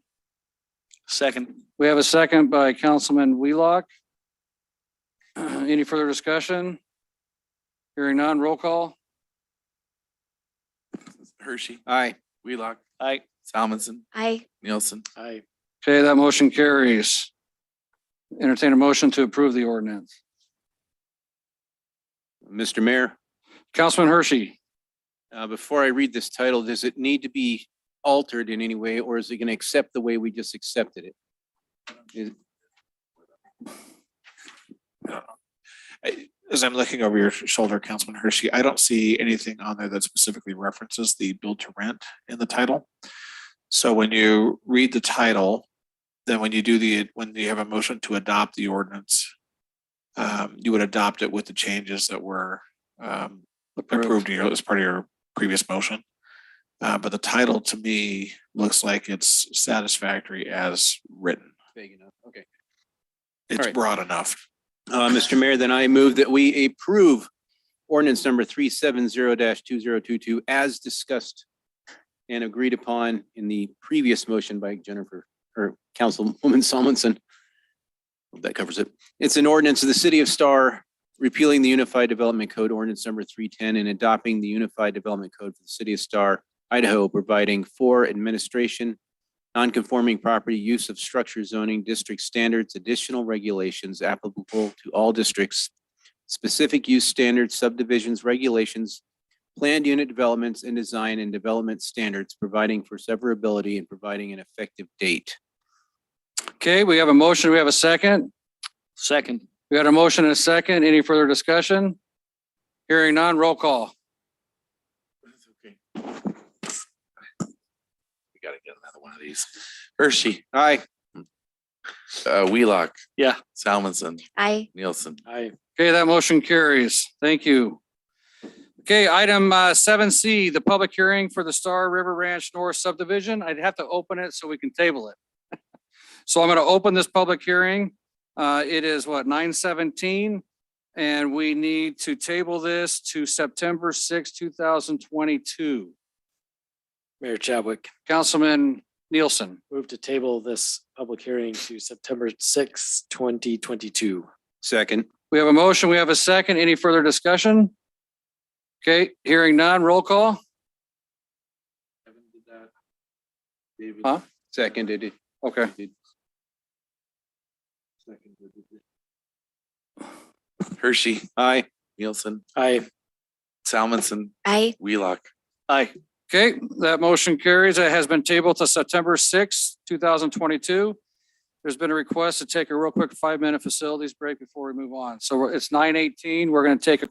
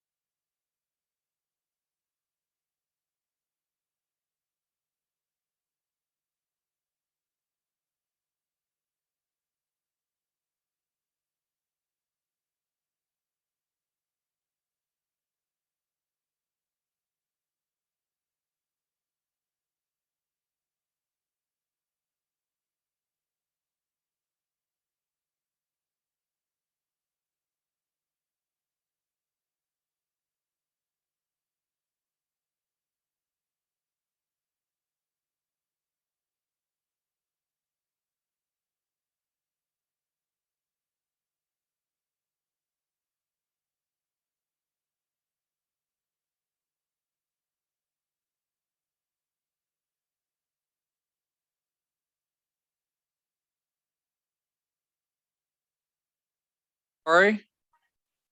Oh, I'm sorry. Okay. Now we're good. Thank you.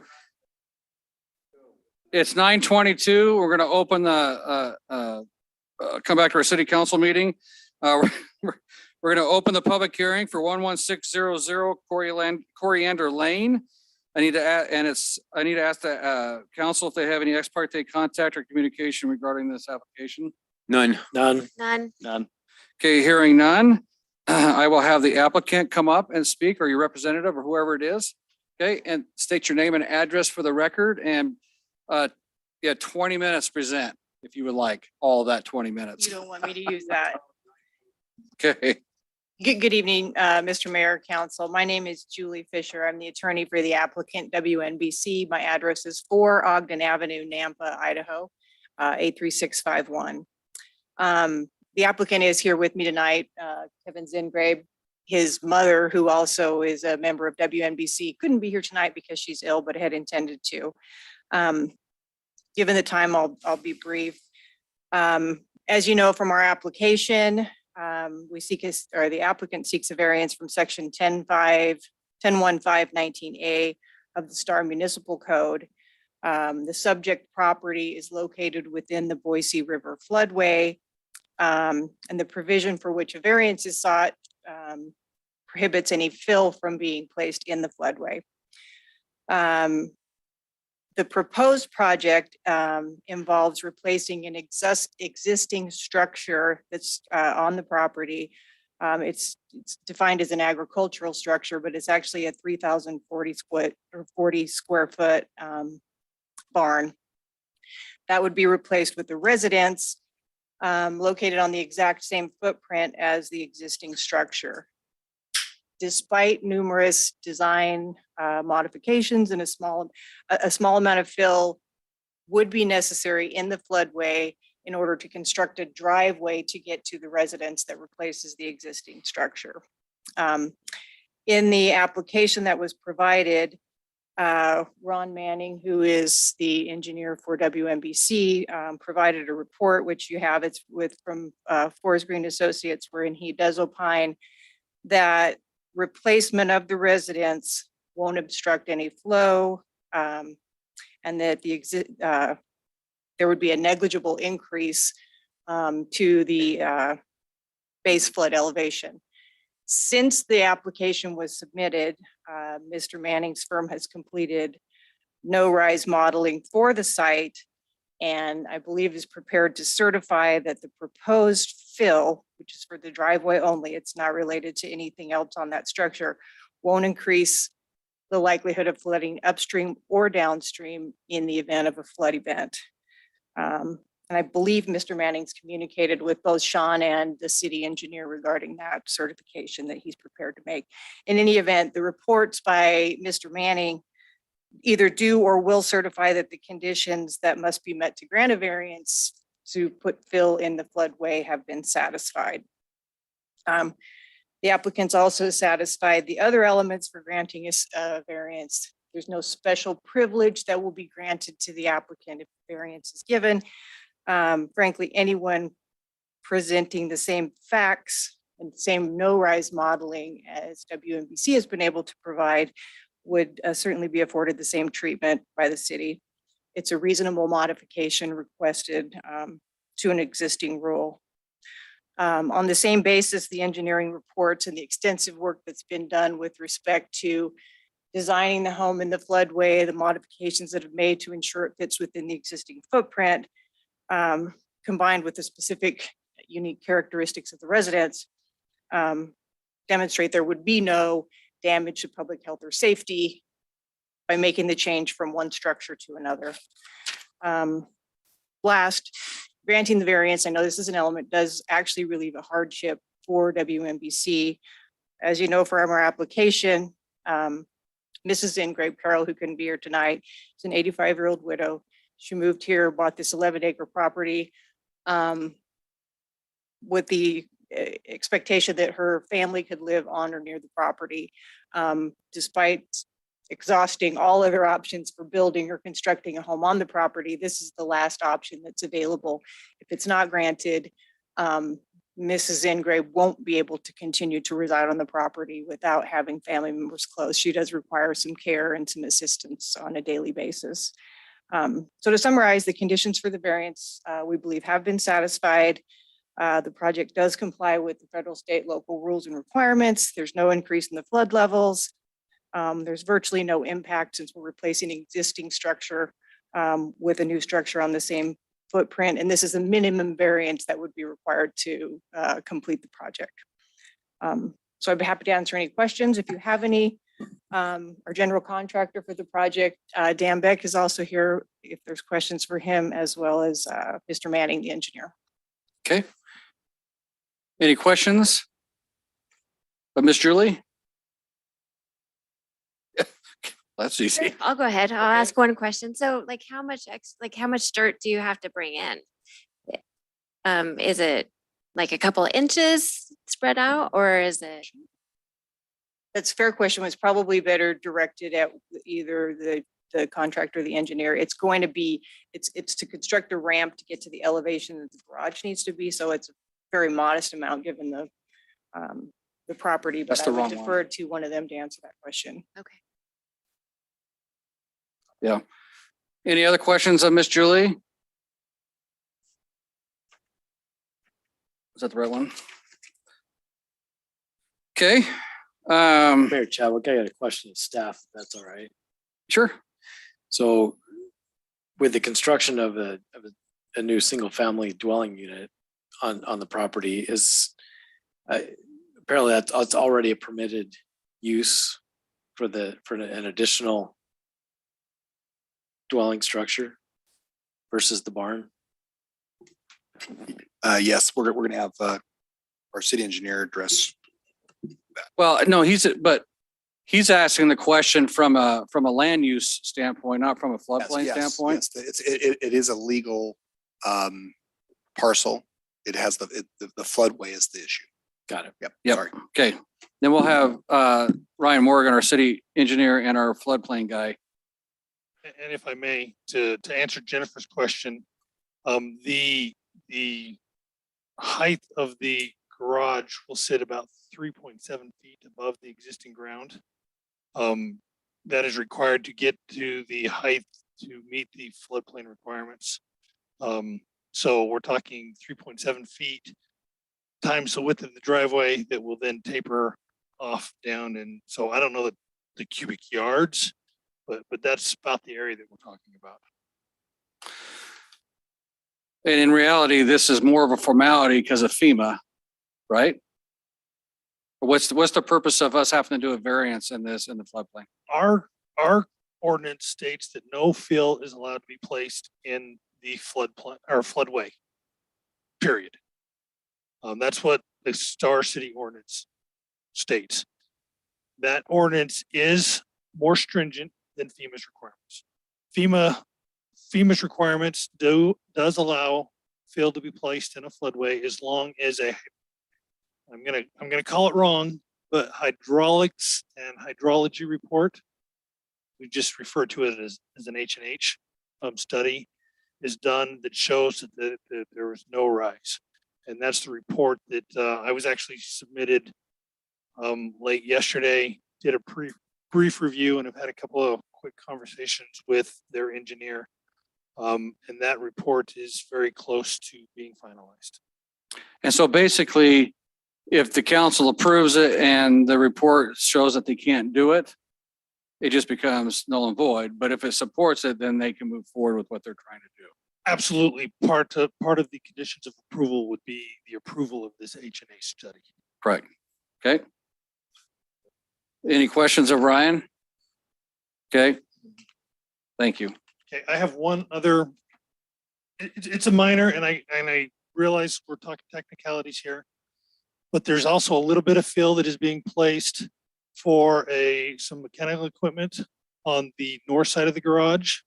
And there's a little bit of fill that is being placed for the stairs going up to the front entryway and the front entryway. Because of FEMA and because of the conditions, I would like that if this gets approved tonight, that we include both of those portions of fill in the wording of the document. So all T's are crossed and all I's are dotted. Question Easy. on that. Sure. Go ahead, Councilman Nelson. So talking about stairs leading into the residence, sometimes it's a requirement for ramps to be added. So would it be wise for us to consider that future fill may be required to modify the entrance to the house to include a ramp? That's an excellent point. I like that idea, so we don't have to do this again in the future. Yeah. Okay. And then Councilman Wheelock.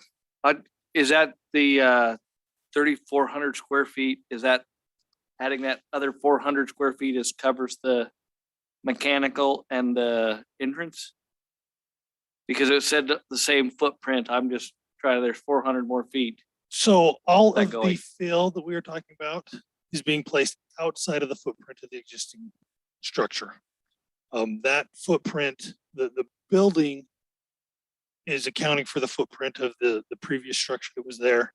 All fill is being placed outside of that footprint. And so if we approve the variance tonight, you want to make sure that we have those two items plus what Councilman Nielsen brought up about future stuff, and that just covers them. So they don't have to go through this nightmare again. Exactly. Okay. And that way, if anybody comes and questions this in the future, we can show that all of these things were talked about, and all of these things were Okay. addressed. Thank you. Any questions of him? We can ask him here in a minute. All right, thank you, Brian. Mr. Manning, would you like to speak? Oh, just for questions? You guys have any questions of Mr. Manning? Then you don't have to come up there. If that's what, I didn't know. You just click that you wanted to speak. Just here to answer questions. Okay. How about Mr. Beck? Okay. All right. Hearing none, Miss Julie, if you wanted to rebut, you can. If not, I can close. All right. Thank you. So it's, that's right. It's 9:34. I'm going to close the public hearing and move on to council deliberations. Mr. Mayor, Councilman Hershey? I think this is fine. I don't know how else to say it. With the conditions, it's on the same spot. Like I say, we just approve it with the extra wording that our Got a engineer- motion? Okay, well, yes, I make a motion that we approve this with the extra. Yes, our engineer said, and the councilman added as well. Okay, we got a motion. We have a second. Second. We got a motion, a second. Any further discussion? Hearing none, roll call. Hershey, Aye. Nielsen, Aye. Salmonson, Aye. Wheelock. Aye. Okay, that motion carries. Thank you. And good luck on your venture out there. Thanks for sitting through the whole. Yes, night. thank you for sitting through the whole night. So with that, that's the end of our meeting tonight. It's 9:35. We're going to close the meeting.